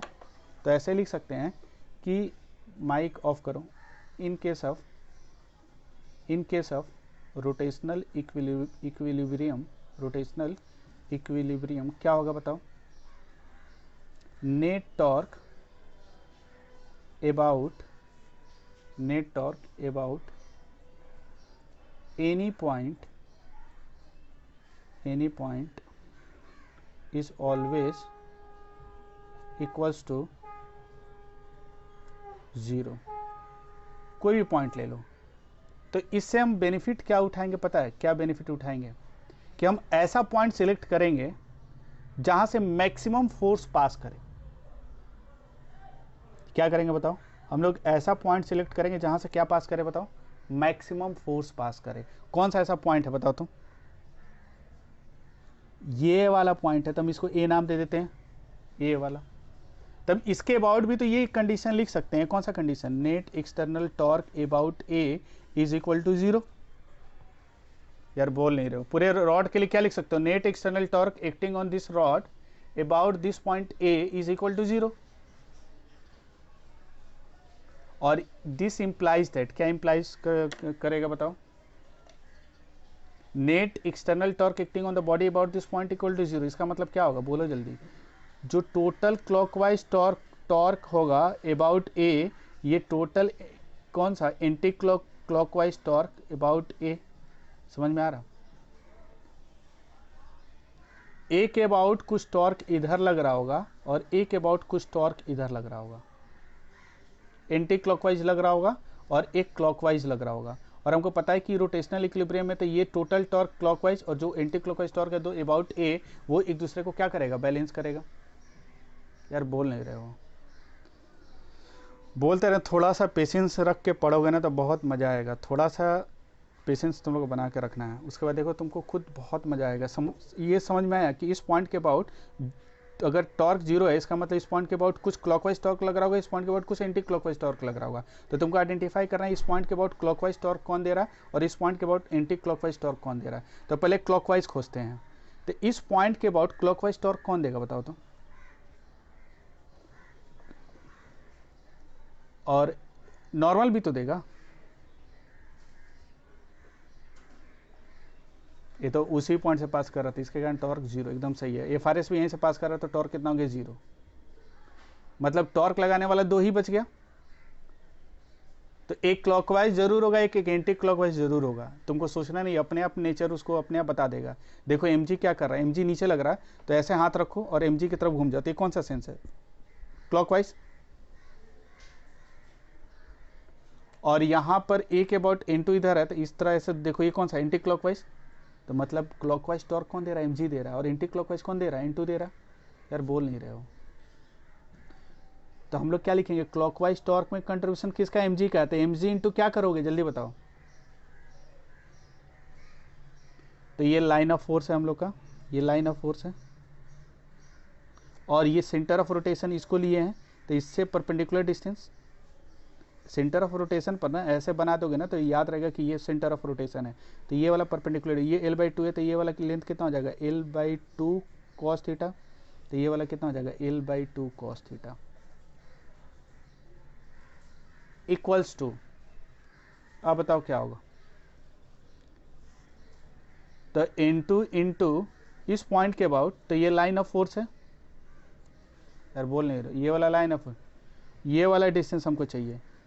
तो ये एंगल थीटा है, ये टोटल लेंथ L है। तो ये वाला कितना हो जाएगा? इधर L cos थीटा होगा, इधर कितना हो जाएगा? L sin थीटा होगा। मनीष तुम बोल नहीं रहा, ये समझ में आ रहा? L sin थीटा आ गया, L sin थीटा। अच्छा अब देखो, तो हमको यहाँ से क्या पता? केवल एक ही अननोन है, N2 तो डायरेक्ट निकल जाएगा, L कैंसिल हो गया। और N2 कितना आ जाएगा बताओ तो? mg cot theta by 2। बोल नहीं रहे हो। आ गया आंसर, आ गया। देखो तो हम लोग बाय नेचर बड़े आलसी होते हैं, तो हम लोग आलसी पना दिखाएंगे। हम लोग क्या करेंगे? हम इस पॉइंट के अबाउट टॉर्क का, लेकिन अगर रोटेट करेगा ना तो उसी पॉइंट के अबाउट तुमको फोर्सफुली लेना ही पड़ेगा जिस पॉइंट के अबाउट रोटेट कर रहा है। लेकिन रोटेशनल इक्विलिब्रियम में एक तुम्हारे पास चॉइस है कि तुम इस पॉइंट को तुम शिफ्ट कर सकते हो और अपने आलसीपन के अकॉर्डिंग वो पॉइंट सेलेक्ट कर सकते हो जहाँ से ज़्यादा फोर्सेस पास कर रहा है। तो उन दोनों का टॉर्क का कंट्रीब्यूशन कितना हो जाएगा? 0 हो जाएगा। और इक्वेशन लिखना हम लोग के लिए क्या हो जाएगा? बहुत आसान हो जाएगा। यही इक्वेशन टॉर्क का लिखे थे, देखो कितना माथा लगाना पड़ा था।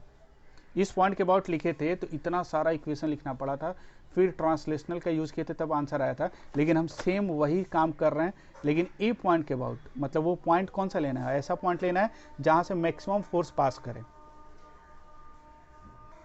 तो ये बहुत इम्पॉर्टेंट कंसेप्ट है कि जब रोटेशनल इक्विलिब्रियम होगा तो टॉर्क इक्वेशन लिखते समय हम लोग क्या करेंगे, उसी पॉइंट को सिलेक्ट करेंगे जहाँ से मैक्सिमम नंबर ऑफ फोर्सेस पास करे।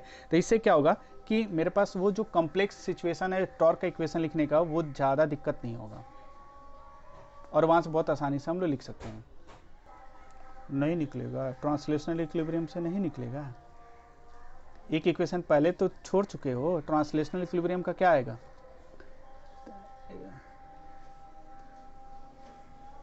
बड़े नाइंसाफी है। रॉड के साथ हमेशा एक कंसेप्ट है कि भाई रिजिड बॉडी है तो दोनों इक्वेशन लिखना ही पड़ेगा।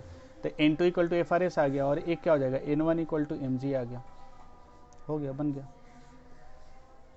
सब निकल गया, सारा अननोन निकल गया। बोल नहीं रहे हो, ये क्लियर हुआ कि नहीं हुआ सबका? तो कोई भी रोटेशनल इक्विलिब्रियम का सवाल आएगा, रिजिड बॉडी अगर रेस्ट में है, इक्विलिब्रियम कंडीशन में है, तो ऑलवेज दो इक्वेशन यूज करोगे, उससे सारा सवाल बन जाएगा। ये क्लियर हुआ कि नहीं हुआ? ठीक है।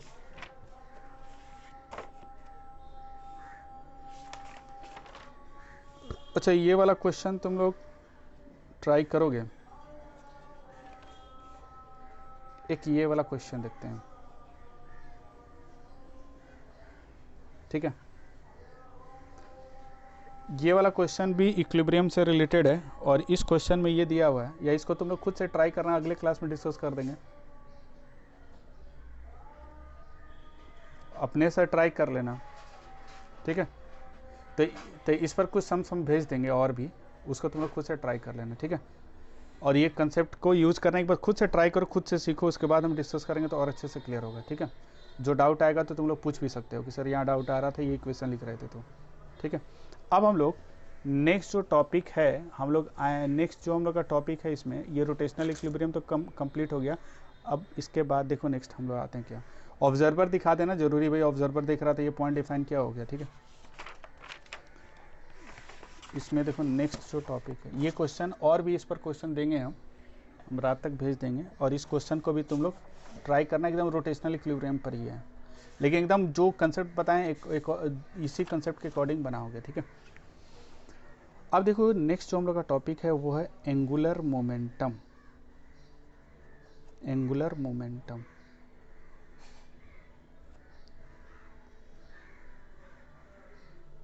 एंगुलर मोमेंटम, ठीक है।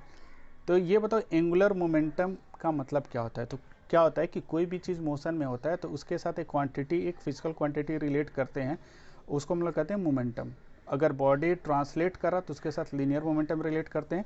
अगर कोई बॉडी रोटेट करता है with respect to a given observer, कोई फ्रेम के रिस्पेक्ट में कोई बॉडी रोटेट कर रहा तो वो ऑब्जर्वर कहेगा कि उस रोटेटिंग बॉडी के पास कुछ मोमेंटम है, और अगर रोटेट कर रहा तो वो कहेगा मतलब वो एंगुलर मोमेंटम उसके पास है, ठीक है।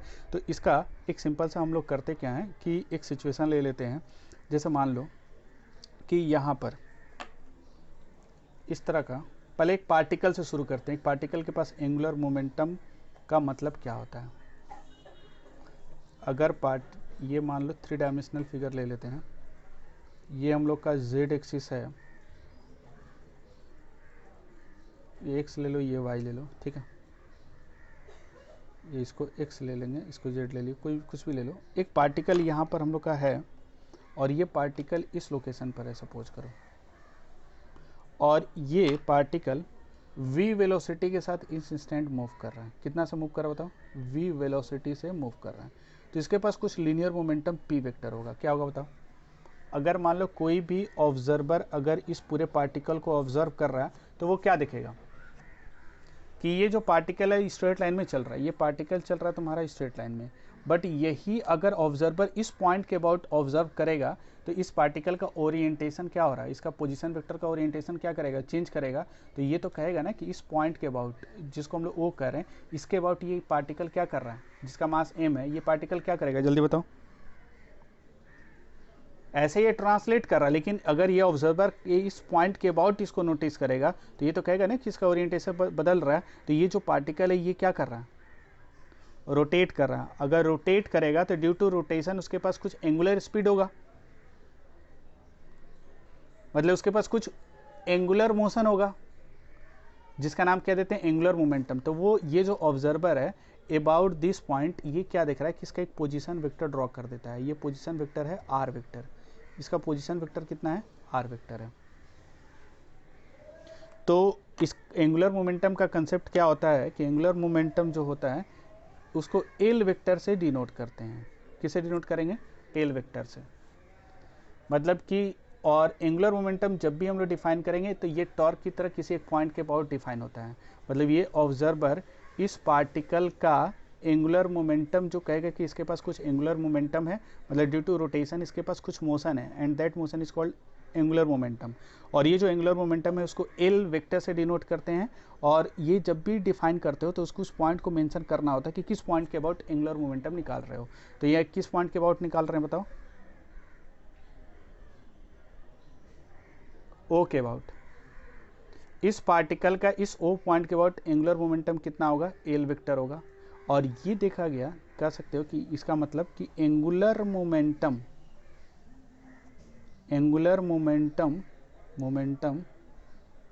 Of the particle about O के अबाउट कितना आ जाएगा, इसका फॉर्मूला होता है R cross P.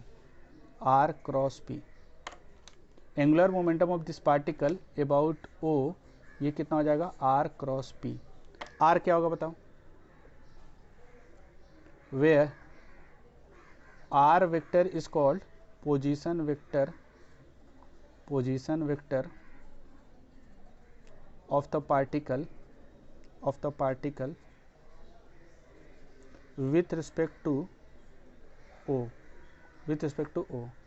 and P vector को क्या बोलेंगे, linear momentum of the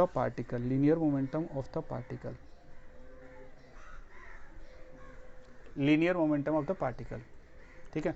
are vector क्या हो गया, position vector of the particle with respect to O, मतलब उस पार्टिकल का ओ के अबाउट उसका पोजीशन वेक्टर। पी वेक्टर क्या हो गया, linear momentum of the particle, ठीक है। ये किसी के रिस्पेक्ट में नहीं होता, ठीक है। तो ये और एंगुलर मोमेंटम का कह सकते हो कि ये एंगुलर मोमेंटम का फॉर्मूला है, इसको ध्यान में रखोगे, ठीक है। तो ये बताओ कि ये एक वेक्टर है, तो इस वेक्टर का कुछ मैग्नीट्यूड होगा, कुछ डायरेक्शन होगा। तो तो इसका मैग्नीट्यूड कितना होगा, मैग्नीट्यूड ऑफ एल वेक्टर कितना आएगा, magnitude of L vector L R P, और इन दोनों के बीच का एंगल मान लो, ये वाला डायरेक्शन बढ़ा दिए, ये एंगल थीटा है। तो अगर ये एंगल थीटा है तो इसको क्या लिखेंगे, आर पी साइन थीटा, क्योंकि ए क्रॉस बी को क्या लिखते हो, ए बी साइन थीटा, तो इसको क्या लिखेंगे, आर पी साइन थीटा। अब ये बताओ ये कितना आ जाएगा, इसको लिख सकते हैं P into R sine theta, बोल नहीं रहे। और आर साइन थीटा शायद हम लोग को पता है कि यहाँ से अगर परपेंडिकुलर ड्रॉप कर दोगे, ये एंगल 90, तो ये अगर आर है तो ये वाला लेंथ कितना होता है, आर साइन थीटा होता है। ये टॉर्क में प्रूव कर चुके थे, टॉर्क जैसा है, याद आ रहा कुछ। ये अगर आर है तो ये परपेंडिकुलर कितना होगा, आर साइन थीटा होगा। तो इसको लिख सकते हैं R perpendicular angular momentum of the particle about O कितना हो जाएगा, पी इंटू आर परपेंडिकुलर, ठीक है। और इसको कैसे कैलकुलेट, अच्छा इस मैग्नीट्यूड को कैलकुलेट करने का स्टेप्स क्या है, जैसे टॉर्क में कैलकुलेट करते थे, कैसे,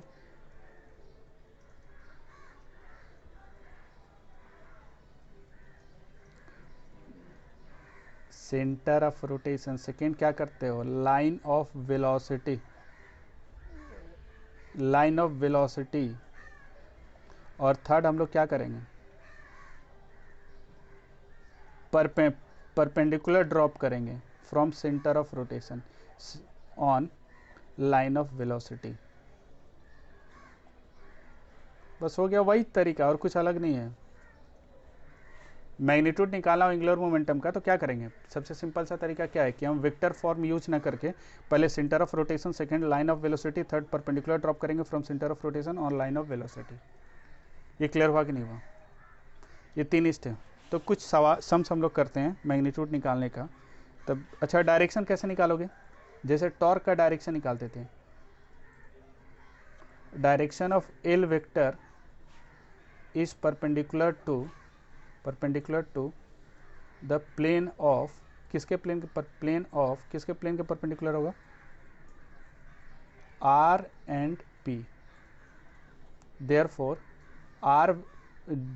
L vector is perpendicular to R vector and L vector is perpendicular to क्या हो जाएगा, P vector। ऐसे लिख सकते हो, इन दोनों के परपेंडिकुलर होगा डायरेक्शन ऑफ L vector, ठीक है। और ये अच्छा ये बताओ कि जो पार्टिकल ऐसे जा रहा है ये इन दोनों का प्लेन कौन सा होगा, P वेक्टर इधर है, R वेक्टर इधर है, तो ये वाला प्लेन होगा, ठीक है। तो यहाँ डायरेक्शन किधर होगा एंगुलर मोमेंटम का, एक तो ऐसे निकाल सकते हो, आर को पी की तरफ घुमा दो, तो आर को पी की तरफ घुमाओगे तो किधर जाएगा, ये ऐसे का थंब ऊपर जाएगा, तो ये जेड के लॉन्ग हो जाएगा, तो ये क्या हो जाएगा, एल वेक्टर होगा। एल हमेशा एक्सिस के लॉन्ग होगा, एक्सिस ऑफ रोटेशन के लॉन्ग होगा, ये एक्सिस, माइक ऑफ करो, एक्सिस ऑफ रोटेशन के लॉन्ग होगा एल वेक्टर। जैसे टॉर्क का डायरेक्शन होता है ना, उसी तरह एंगुलर मोमेंटम का डायरेक्शन होगा, और कुछ नया चीज़ है नहीं इसमें, तो इसमें ज़्यादा डिटेल में बताने लगे कुछ है नहीं। जैसे एक एग्जांपल लेते हैं तो और क्लियर होगा, एग्जांपल 1 ले लेते हैं। टॉर्क में डायरेक्शन निकालना सीखे हो, इस तरह का हम लोग प्लेन ले लेते हैं, एक्स एक्सिस और वाई एक्सिस। एक पार्टिकल है, ये ऐसे चल रहा है, इसका मास है, मान लो कि मास दिया हुआ इसका 2 kg और वेलोसिटी है 10 मीटर पर सेकेंड, और इसका कोऑर्डिनेट दिया हुआ 3, 5। तुमसे पूछा ओ के अबाउट एंगुलर मोमेंटम क्या होगा, find angular momentum about O, momentum of the particle about O, about O. बोलो क्या होगा, ओ के अबाउट एंगुलर मोमेंटम बताना है, ओ क्या ओरिजिन है 0, 0। कैसे निकालोगे जल्दी बताओ, इसमें तो टाइम लगना ही नहीं चाहिए।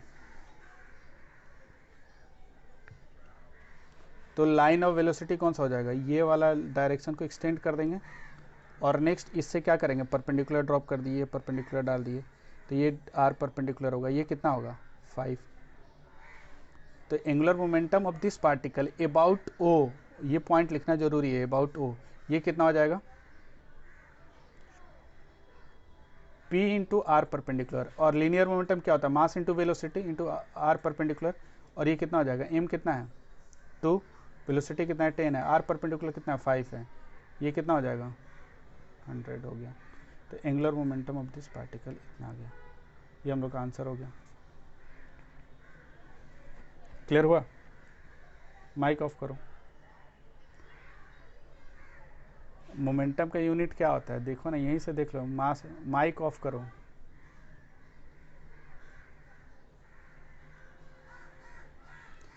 मोमेंटम का कैसे निकाल सकते हो, मोमेंटम का कितना होता है, मास इंटू वेलोसिटी, तो केजी मीटर पर सेकेंड, और ये मीटर हो जाएगा, metre square, kg metre square पर सेकेंड। यही सब यूनिट मत पूछा करो हमसे, इसे हमको खुद ही नहीं आता है। केजी मीटर स्क्वायर पर सेकेंड हो गया, ठीक है। ये क्लियर हुआ कि नहीं हुआ। तो एंगुलर मोमेंटम किसी का भी निकाल सकते हो। अब देखो इसमें हम लोग कुछ और डेरिवेशन देखते हैं। अच्छा डायरेक्शन क्या होगा, डायरेक्शन तो हम लोग भूल ही गए, डायरेक्शन क्या होगा, एंगुलर मोमेंटम को वेक्टर फॉर्म में लिखना चाहते हैं, डायरेक्शन क्या होगा बताओ। डायरेक्शन हमेशा सेंटर ऑफ रोटेशन से पास करेगा इसका, लेकिन क्या होगा, इस प्लेन के परपेंडिकुलर होगा, किधर होगा बताओ, क्लॉकवाइज घुमा रहा, क्लॉकवाइज का मतलब इन होगा, तो माइनस के कैप, तो ये कितना हो जाएगा 100 kg मीटर स्क्वायर पर सेकेंड, और ये माइनस के कैप होगा। डायरेक्शन क्लियर है ना, डायरेक्शन इनटू द प्लेन होगा, इस प्लेन के क्या होगा, पर इनटू द प्लेन होगा, नेगेटिव जेड एक्सिस की तरफ होगा, ठीक है। अब चलो देखते हैं इसका कुछ और एप्लीकेशन। जैसे मान लो तुमसे पूछा कि एंगुलर मोमेंटम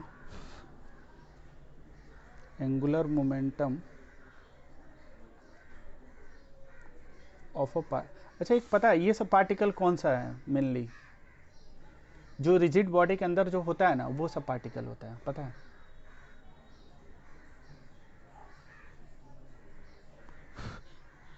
ये नॉर्मल हम पार्टिकल नहीं लेते हैं, जो कार चल रहा है सीधा स्ट्रेट लाइन, उसके पास कोई एंगुलर मोमेंटम नहीं है। लेकिन ये कौन सा पॉइंट है, ये पॉइंट फैन के अंदर कोई पॉइंट ले लो, उसके पास एंगुलर मोमेंटम होगा। ये मेनली उसी तरह के पॉइंट को रिप्रेजेंट करता है, ये ध्यान रखना। ये सारे पॉइंट्स जो हैं, सारे पार्टिकल्स जो हैं, उसी तरह के पॉइंट को रिप्रेजेंट करते हैं। Angular momentum of a particle moving in a circular path. कोई पार्टिकल अगर सर्कल में मूव कर रहा है, ठीक है, जैसे मान लो इस तरह का सर्कुलर पाथ हम लोग बना लेते हैं, ये एक सर्कुलर पाथ ऐसे बना लिए, और इस सर्कुलर मोशन में एक पार्टिकल यहाँ पर ऐसे सर्कल में घूम रहा है, और ये इसका एक्सिस ऑफ रोटेशन है, ये इसका एक्सिस ऑफ रोटेशन है, ठीक है। तो कह रहा है कि इस पार्टिकल का जो सर्कल में घूम रहा है, इसका एंगुलर मोमेंटम कितना होगा। तो कैसे निकालोगे, अबाउट सेंटर, ये सेंटर के अबाउट निकालना है, इसको ओ ले लेते हैं। कैसे निकालेंगे बताओ जल्दी। अबाउट सेंटर इसका एंगुलर मोमेंटम क्या होगा, एंगुलर मोमेंटम अबाउट ओ जो आएगा ये कितना होगा बताओ, मैग्नीट्यूड कितना होगा, P R perpendicular. Linear momentum ये कितना से चल रहा है, वी से चल रहा है, तो कितना होगा एम इंटू वी, और आर परपेंडिकुलर क्या होगा, ये वाला रेडियस इसका आर, तो ये क्या होता है एम वी आर होगा। तो जो पार्टिकल सर्कल में चल रहा है वो भी कर सकते हो, रोटेट कर रहा है तो उसके पास एंगुलर मोमेंटम होगा एम वी आर। और इसको ऐसे भी लिख सकते हो V equal to R omega, तो एम आर स्क्वायर ओमेगा हो जाएगा, क्योंकि V equal to R omega होता है, ये भी लिख सकते हो। लेकिन क्या होता है एम वी आर भी लिख सकते हो, ठीक है। तो ये एक पार्टिकल जो सर्कल में चल रहा है उसका एंगुलर मोमेंटम है। तो एंगुलर मोमेंटम तुम किसका निकालना सीखे हो, एक पार्टिकल का, समझ में आ रहा, किसका सीखे हो, एक पार्टिकल का। लेकिन अब हम लोग करते क्या है, एंगुलर मोमेंटम रिजिड बॉडी का निकालते हैं। Angular momentum of a rigid body, rigid body suppose करो इस तरह का एक रिजिड बॉडी हम लोग कंसिडर कर लेते हैं, इस तरह का। इसका इस एक्सिस के अबाउट ओमेगा से घूम रहा है, कितना से घूम रहा है, ओमेगा से घूम रहा है। कह रहे इसका एंगुलर मोमेंटम कितना होगा, और ये pure which is having pure rotational motion, having pure rotational motion, pure rotational motion. जल्दी बताओ क्या होगा, ओमेगा से घूम रहा। तो एक्चुअली देखो इसके लिए तो डायरेक्ट हम कुछ नहीं कर सकते हैं, डायरेक्ट इसके लिए कोई फॉर्मूला है, कोई फॉर्मूला नहीं है। लेकिन तुम लोग सोच के देखो, इसके अंदर एक पार्टिकल ले लेते हैं जिसका मास m1 है, तो ये तो सर्कल में घूमेगा। ये वाला पार्टिकल अगर फर्स्ट ले लिए, ये वाला पार्टिकल सेकंड ले लेते हैं, तो ये भी एक सर्कल में घूमेगा, सेकंड m2 ले लिए, ये क्या m1 है, और ये क्या होगा, ये यहाँ पर nth पार्टिकल ले लिए, तो सबके सब क्या होगा, अलग अलग रेडियस वाले सर्कल में सब घूम रहा है। तो हम क्या करेंगे, पूरे बॉडी को कलेक्शन ऑफ पार्टिकल्स मान सकते हैं, और हर एक पार्टिकल का इस एक्सिस के अबाउट अगर हम क्या निकालें, एंगुलर मोमेंटम। समझ में आ रहा है। अच्छा, ये जो पार्टिकल सर्कल में घूम रहा था उसका एंगुलर मोमेंटम कितना आ रहा था, एम आर स्क्वायर ओमेगा आ रहा था, यार बोल नहीं रहे हो। और अगर ऐसे घूम रहे तो उसका डायरेक्शन किधर होगा, एंगुलर मोमेंटम का, इसका एंगुलर मोमेंटम का डायरेक्शन क्या होगा, इस एक्सिस के अलॉन्ग ऊपर होगा, एल वेक्टर ऊपर होगा, एल वेक्टर इसका किधर होगा, ऊपर होगा, ठीक है।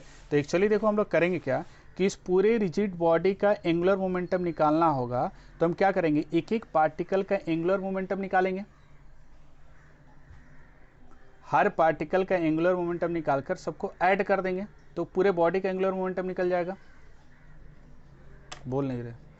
तो हम लोग क्या करेंगे, angular momentum of the rigid body जो आएगा, ये वेक्टर समेशन ऑफ पहले पार्टिकल का एंगुलर मोमेंटम प्लस दूसरे पार्टिकल का एंगुलर मोमेंटम प्लस ये तीसरे पार्टिकल का एंगुलर मोमेंटम, और एक कहाँ nth पार्टिकल का एंगुलर मोमेंटम के समेशन के बराबर होगा। और अच्छा ये बताओ, पहले पार्टिकल का जो एंगुलर मोमेंटम होगा, ये ऐसे सर्कल में घूमेगा, तो इसका एल वेक्टर का डायरेक्शन किधर होगा, ऊपर की तरफ होगा, L1। इसका एल वेक्टर किधर होगा, ऊपर की तरफ होगा, L2। इसका एल वेक्टर किधर होगा, L3 ऊपर होगा। तो सारे वेक्टर क्या है, सेम डायरेक्शन में है कि नहीं है। तो अगर सारे वेक्टर अगर सेम डायरेक्शन में होंगे तो जो टोटल एंगुलर मोमेंटम होगा बॉडी का, उसका मैग्नीट्यूड जो आएगा वो मॉड ऑफ L1 आ जाएगा। सारा वेक्टर सेम डायरेक्शन में होता है तो सबको डायरेक्ट क्या करते हैं, ऐड कर देते हैं। सबको हम लोग क्या करेंगे, ऐड करेंगे। तो ठीक है, ये बताओ पहले पार्टिकल का एंगुलर मोमेंटम कितना आएगा, इस वाले पार्टिकल का एंगुलर मोमेंटम कितना आएगा, mr1 स्क्वायर ओमेगा आएगा, क्योंकि सर्कुलर मोशन में है तो mass into r1 into omega, plus क्या हो जाएगा, सेकेंड पार्टिकल का एंगुलर मोमेंटम कितना हो जाएगा, mr2 स्क्वायर ओमेगा, प्लस ये कहाँ nth पार्टिकल का अच्छा ये m1 r1, ये m2 r2, और ये कितना हो जाएगा जल्दी बताओ, mn rn स्क्वायर और ओमेगा सबका सेम होगा या डिफरेंट होगा, सेम होगा। तो ये एंगुलर मोमेंटम आ गया। अच्छा एक बात बताओ, इसको क्या लिख सकते हैं, इसको I1 लिख सकते हो ओमेगा, और इसको क्या लिख सकते हैं, moment of inertia I2 omega, plus ये कहाँ तक जाएगा, In ओमेगा, और ओमेगा कॉमन होगा तो कितना हो जाएगा, I1 प्लस I2 प्लस कितना हो जाएगा, In, और क्या हो जाएगा, ओमेगा।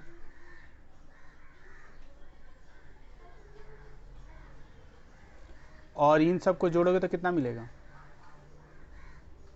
टोटल बॉडी का एंगुलर मोमेंटम इंटू ओमेगा, और L पूरा बॉडी का, रिजिड बॉडी का जो प्योर रोटेशनल मोशन शो कर रहा था उसका एंगुलर मोमेंटम का मैग्नीट्यूड कितना हो गया, इतना आ गया। और बॉडी का एंगुलर मोमेंटम का अगर वेक्टर इक्वेशन लिखोगे तो L vector of the body ये कितना आएगा बता सकते हो, I इंटू ओमेगा वेक्टर, क्योंकि ओमेगा का जिधर डायरेक्शन होगा पूरे बॉडी का एंगुलर मोमेंटम भी क्या होगा, उसी डायरेक्शन में होगा। ठीक है, तो L vector of the body कितना हो जाएगा, I ओमेगा वेक्टर। देख लो ये वाला क्लियर हुआ कि नहीं, ये सबका क्लियर हुआ कि नहीं हुआ।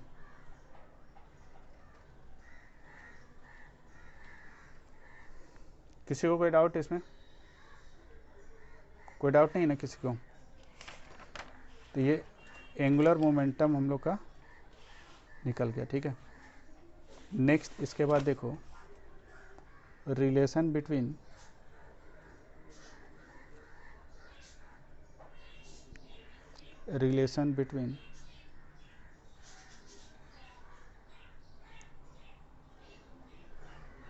एंगुलर मोमेंटम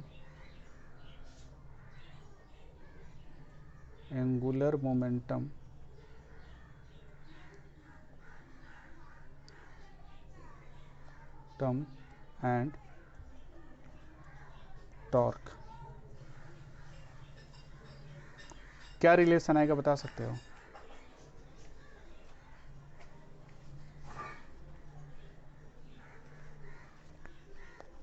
हम एक पार्टिकल से निकालते हैं, तो पार्टिकल से रिलेशन निकालोगे तो एक पार्टिकल का एंगुलर मोमेंटम क्या होता है, r क्रॉस p होता है। अच्छा दोनों तरफ डिफ्रेंशिएट कर दें, डिफ्रेंशिएट कर दो दोनों तरफ, तो d of dt r cross p, इसको डिफ्रेंशिएट कर दिया। अच्छा इसका r भी वेरिएबल हो सकता है, p भी वेरिएबल हो सकता है, तो इसको u v मेथड से डिफ्रेंशिएट कर सकते हो, इसको u मान लो इसको v मान लो, तो u into derivative of p by D T plus D R of D T into क्या हो जाएगा p। समझ में आ रहा,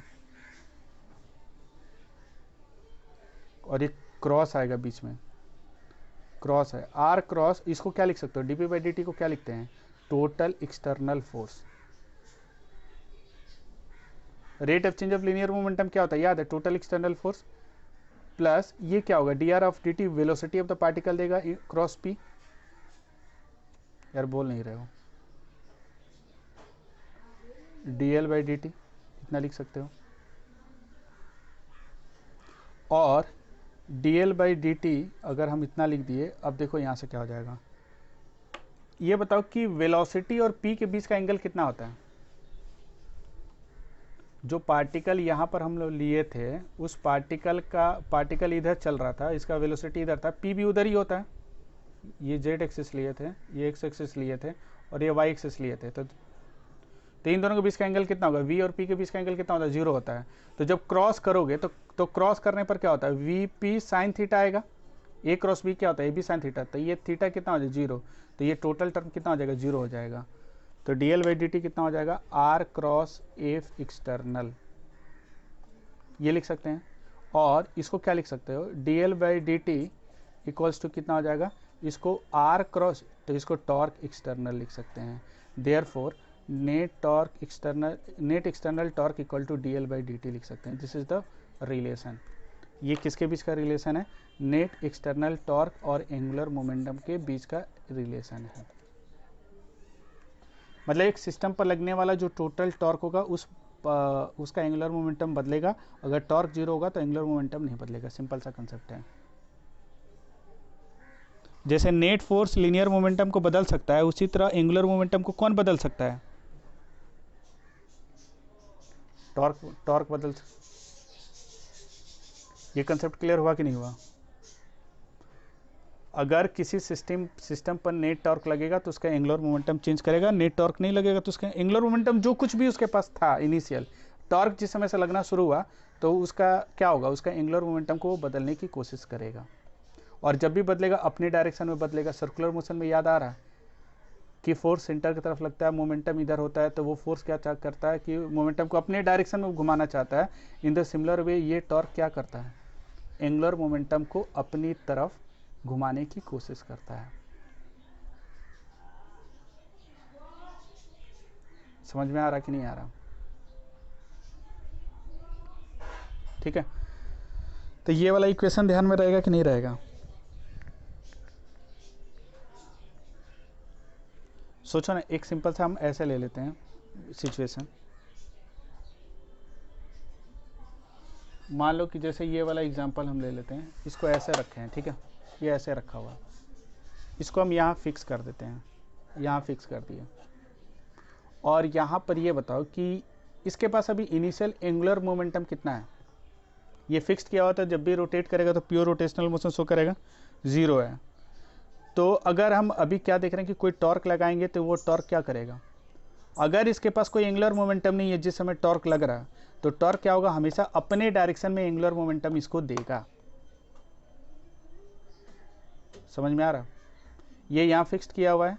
यहाँ पर अगर फोर्स लगाएंगे तो वो टॉर्क देगा इस पॉइंट के अबाउट, और टॉर्क का डायरेक्शन किधर होता है, सेंटर ऑफ रोटेशन से पास करेगा और एक्सिस के अलॉन्ग होगा।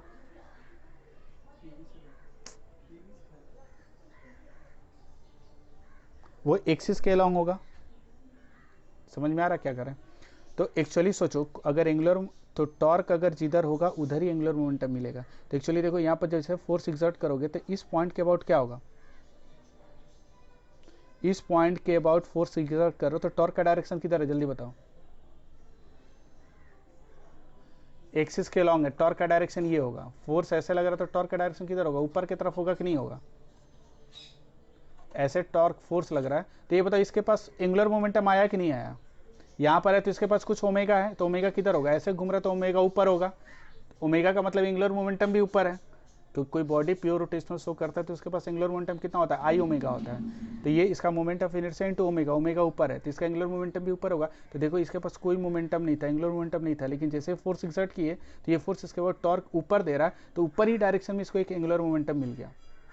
एंगुलर मोमेंटम ऊपर है लेकिन उसका इफेक्ट इस प्लेन में होता है। समझ में आ रहा कि नहीं आ रहा। फोर्स टॉर्क जब भी एक्सर्ट करोगे तो अगर बॉडी के पास कोई एंगुलर मोमेंटम नहीं है तो कोई दिक्कत नहीं है, वो टॉर्क हमेशा अपने डायरेक्शन में एंगुलर मोमेंटम देगा। समझ में आ रहा, ये क्लियर। लेकिन अगर मान लो बॉडी के पास एंगुलर मोमेंटम है और तब टॉर्क लगा दें तब क्या होगा। जैसे मान लो पार्टिकल के साथ एक सिनेरियो देखे थे, याद आ रहा, जब पार्टिकल रेस्ट में था और इस पर फोर्स लगाते थे तो ये एक्सटर्नल फोर्स क्या करता था, इसका मोमेंटम को अपने डायरेक्शन में एक मोमेंटम पी दे देता था। लेकिन सर्कुलर मोशन में याद है, कोई पार्टिकल सर्कल में घूमता है तो क्या होता है, ये पार्टिकल ऐसे है और जब फोर्स इधर, इसके पास पहले से मोमेंटम है m इंटू वी, तब फोर्स लगेगा तो इस मोमेंटम को क्या करेगा, ओनली इसके डायरेक्शन को बदलता है, इसके मैग्नीट्यूड को नहीं बदलता है और अपने डायरेक्शन में लाने की कोशिश करता है। याद है कुछ। तो अगर एक्सटर्नल फोर्स लीनियर मोमेंटम के परपेंडिकुलर होगा तो ओनली उसके डायरेक्शन को बदलता है, उसके मैग्नीट्यूड को नहीं बदल सकता है। एकदम सिमिलर कंसेप्ट वही है। एंगुलर मोमेंटम नहीं है तो टॉर्क हमेशा एंगुलर मोमेंटम बॉडी को अपने डायरेक्शन में देगा। लेकिन अगर एंगुलर मोमेंटम पहले से है और टॉर्क उसी डायरेक्शन में लग गया, एंगुलर मोमेंटम पहले से और टॉर्क उसी डायरेक्शन में लग गया, तो क्या होगा? एंगुलर मोमेंटम का मैग्नीट्यूड बढ़ाएगा, डायरेक्शन को बदलेगा नहीं। समझ में आ रहा है कि नहीं आ रहा? जैसे कहने का मतलब क्या है कि ये मान लो पहले से घूम रहा था, ये मान लो पहले से घूम रहा और इस पर टॉर्क हम और लगा दिए, हम फोर्स और पहले से ये घूम रहा है, मान लो कि ऐसे सर्कल में घूम रहा है और हम एक फोर्स और एग्जर्ट करके एक टॉर्क लगा दिए, तो और टॉर्क का डायरेक्शन और इसका जो पहले वाला एंगुलर मोमेंटम था, दोनों का डायरेक्शन अगर सेम आ गया तो इसका स्पीड क्या होगा? बढ़ा देगा। जैसे मान लो कोई चक्का लेते हो और उस चक्के को क्या करते हो, जैसे सिंपल सा अगर सपोज करो ऐसा कुछ कंडीशन ले लें, इसको ऐसे पकड़ लिए, ठीक है, ध्यान से देखो, ऐसे रखा हुआ है, ये ऐसे घूम रहा है कि नहीं घूम रहा? ये तो पता तो नहीं चल रहा होगा, लेकिन अगर यहाँ पर ऐसे मार्क कर दें तो ये तुमको इसका दिखेगा कि मार्क नहीं दिख रहा है, तो ये ऐसे घुमा रहे हैं, ठीक है। तो अगर ऐसे फिक्स है, कोई अगर व्हील लेते हो, व्हील को ऐसे बार बार तुम ऐसे करते हो, व्हील को ऐसे से बार बार करते जाओ तो देखना कि उसका स्पीड बढ़ते जाएगा। क्यों बढ़ता है? Back force. तो हम ऐसे फोर्स दे रहे हैं तो टॉर्क किधर लग रहा है? अंदर की तरफ, और ओमेगा पहले से इसके पास था, किधर था? अंदर की तरफ था, मतलब एंगुलर मोमेंटम अंदर था। और जब तुम ऐसे फोर्स एक्सर्ट कर रहे हो तो तुम टॉर्क भी उधर ही दे रहे हो, तो टॉर्क भी उधर दे रहे हो, एंगुलर मोमेंटम भी उधर ही है, तो वो उसका ओमेगा क्या करेगा? बढ़ाएगा, क्योंकि टॉर्क का डायरेक्शन और एंगुलर मोमेंटम सेम डायरेक्शन में आ गया, तो ऑलवेज उसके क्या करेगा? उसका ओमेगा। तो इसीलिए तुम कोई मान लो साइकिल का व्हील लेते हो और उसको तुम ऐसे ऐसे करते जाओ, ऐसे ऐसे करोगे करते जाओगे तो क्या होगा? उसका स्पीड और बढ़ते जाएगा, क्योंकि तुम जो टॉर्क प्रोवाइड कर रहे हो एंगुलर मोमेंटम के डायरेक्शन में ही आ रहा है, इसलिए एंगुलर मोमेंटम को बढ़ाएगा, मतलब ओमेगा उसका बढ़ते जाएगा। जैसे इस पर समझ में आ रहा है कि नहीं आ रहा?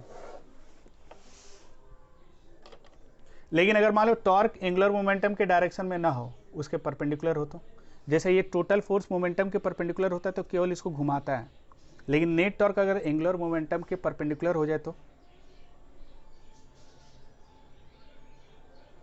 ओनली उसके डायरेक्शन को बदलेगा कि नहीं बदलेगा? चलो ध्यान से देखो, जैसे मान लो सिंपल सा एक ऐसा सिचुएशन ले लेते हैं, ये मान लो एक रस्सी है और यहाँ पर मान लो एक रॉड ऐसे लेते हैं और इस साइकिल का रॉड जो व्हील होता है उस व्हील को ले लेते हैं, व्हील ऐसे है, व्हील ऐसे है, ये व्हील ऐसे है और ये व्हील रेस्ट में है, रोटेट नहीं कर रहा। तो जब इसको छोड़ दोगे और ये रस्सी है, ये स्ट्रिंग है, तो क्या होगा पता है? ये कुछ देर बाद ऐसा हो जाएगा, होगा कि नहीं होगा? अच्छा, ये ऐसा क्यों होगा? क्योंकि इस रिजिड बॉडी पर जो इसका वेट है, वेट किधर लग रहा है? नीचे लग रहा है। वेट की वजह से एक टॉर्क लगेगा, टॉर्क किधर लगेगा? यहाँ वेट अगर देखोगे तो mg नीचे लग रहा है, तो इस पॉइंट के अबाउट एक टॉर्क देगा और टॉर्क के कारण इधर इसको घुमाएगा और घुमाएगा, इसलिए इसको इधर लेके आ गया। लेकिन अब सोचो क्या होगा अगर हम ये सिनेरियो ऐसा कुछ ले लेते हैं और ये जो हम लोग का व्हील है, यह व्हील घूम रहा है, मान लो पहले से घूम रहा है और इस तरह घूम रहा है, ये व्हील जो है ये कुछ इस तरह घूम रहा है सपोज करो, तो क्या होगा बताओ? नहीं, अगर ये घूम रहा है तो व्हील को मान लो तुम जैसे क्या कि व्हील को तुम रोटेट करा के तब इसके साथ फिक्स कर दो, तो एक्चुअली क्या होगा कि ये वाला जो लाइन है, ये वाला लाइन, इसका ओमेगा किधर होगा? अगर ऐसे घूमेगा तो इसका ओमेगा किधर होगा? इस तरफ होगा कि नहीं होगा? ओमेगा वेक्टर इसका इधर होगा, मतलब एल वेक्टर इधर होगा, इस एक्सिस ऑफ रोटेशन के लॉन्ग होगा। एक्सिस ऑफ रोटेशन यही है ना यार, बोल नहीं रहे हो? और ये रस्सी है और रस्सी से ये वाला फिक्स किया, तो इसका ओमेगा वेक्टर ये एल वेक्टर इधर है। अब सोचो क्या होगा, अब इसको छोड़ दो, तो छोड़ देने के बाद mg तो नीचे लग रहा था यार, बोल नहीं रहे हो? अच्छा ये बताओ mg के कारण टॉर्क किधर होगा? नीचे नहीं, इसको इधर घुमाने की कोशिश करेगा, मतलब टॉर्क का डायरेक्शन किधर होगा? टॉर्क का डायरेक्शन इधर के इस एक्सिस के लॉन्ग होगा, मतलब इस व्हील पर टॉर्क किधर लगेगा, टॉर्क का डायरेक्शन इधर होगा। यार बोल नहीं रहे हो। इस व्हील को सिस्टम ले ले और व्हील पहले से रोटेट कर रहा, तो व्हील का एंगुलर मोमेंटम इधर था, लेकिन जैसे इसको छोड़ दोगे, पहले होल्ड करके रखे थे तो कोई टॉर्क नहीं लग रहा था, तो इसी तरह घूमेगा, ओमेगा इसी तरह घूमते रहेगा। लेकिन तुम छोड़ दोगे, मतलब सिंपल समझ में आ रहा है, एक रस्सी से एक साइकिल वाला जो ये वाला व्हील है उसको अटैच कर दिए हैं, तो जैसे ही छोड़ोगे तो ये वाला टॉर्क इधर लग रहा और एंगुलर मोमेंटम के परपेंडिकुलर होगा। परपेंडिकुलर होगा तो क्या करेगा, ये टॉर्क क्या करेगा बताओ। टॉर्क जब लगना शुरू हुआ, इसके पास पहले से एंगुलर मोमेंटम है, तो ये क्या करेगा, टॉर्क इसके डायरेक्शन को बदलेगा, किसके ओनली डायरेक्शन को बदलेगा, और किस तरफ बदलेगा,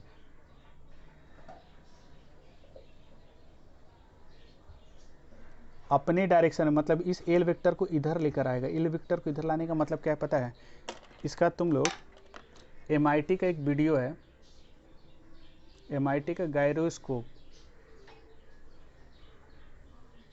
तो गायरोस्कोप का ये वाला वीडियो देख लेना। हाँ, तो MIT का बहुत अच्छा वीडियो है, वो देखना तो और फील होगा, और इस इक्वेशन को रिलेट करना। तो एक्चुअली देखो, टॉर्क इधर लग रहा है, एंगुलर मोमेंटम इधर है, तो टॉर्क इधर जब लगेगा तो इस एल वेक्टर को अपनी तरफ लाने की कोशिश करेगा। लेकिन जैसे ही ये तुम्हारा व्हील यहाँ पर आएगा, यहाँ पर लाने की कोशिश करेगा, तो व्हील यहाँ आएगा कि नहीं आएगा।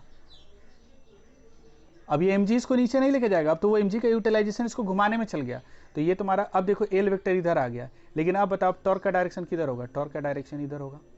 अभी भी क्या परपेंडिकुलर है कि नहीं है, क्योंकि mg अभी भी नीचे लग रहा। तो ये फिर क्या करेगा बताओ, ये तो घूम ही रहा था ऐसे, ये व्हील घूम रहा है। MIT का गाय फिर इसको एल वेक्टर को अपनी तरफ लाने की कोशिश करेगा, तो व्हील क्या होगा पता है, वो अब नीचे नहीं गिरेगा, ये घूमते भी रहेगा और हॉरिजॉन्टल प्लेन में भी ऐसे घूमेगा। ये तुम लोग MIT का गायरोस्कोप ये सर्च करना, अभी देख लेना, उसमें तुमको ये पूरा का पूरा वीडियो इसका मिल जाएगा। तो ये कुछ इस तरह के प्लेन में ऐसे घूमेगा भी, मतलब व्हील ऐसे घूमेगा भी, और अपने एक्सिस के अबाउट भी घूम रहा है, व्हील अपने एक्सिस के अबाउट भी घूम रहा है, उसका एल वेक्टर ऑलवेज इधर होगा, और ये इस तरह भी घूमेगा, ये नीचे नहीं गिरेगा, क्योंकि जो टॉर्क लग रहा था उस एल वेक्टर को क्या कर रहा है, चेंज कर रहा है।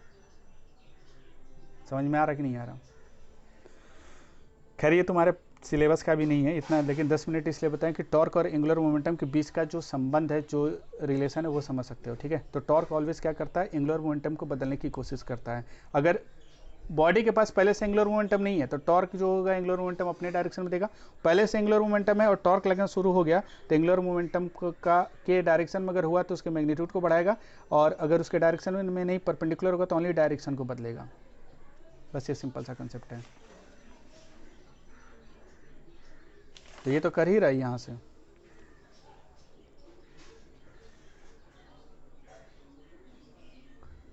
ये तो वही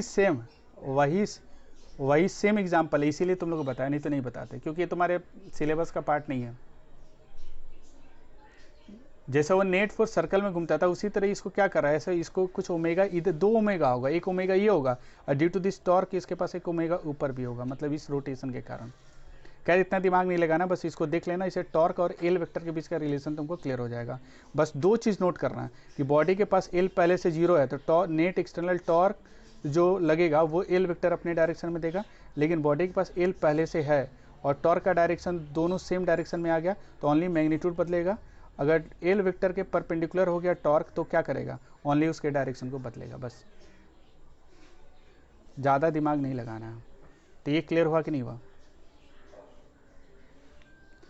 तो अभी तुम लोग अपने घर का फ़ैन देखोगे जो रोटेट कर रहा है, तो उससे क्या पता चलेगा, फ़ैन रोटेट कर रहा है, प्योर रोटेशनल मोशन है, that means it has some angular momentum. Observer observe करता है, वो ऑब्जर्व करता है एंगुलर मोमेंटम। समझ में आ रहा कि नहीं आ रहा। ठीक है, तो ये क्लियर हुआ। तो एंगुलर मोमेंटम हम लोग का हो गया, तो आज यहीं तक रहने दो, कल 8 बजे रख देते हैं रात में क्लास।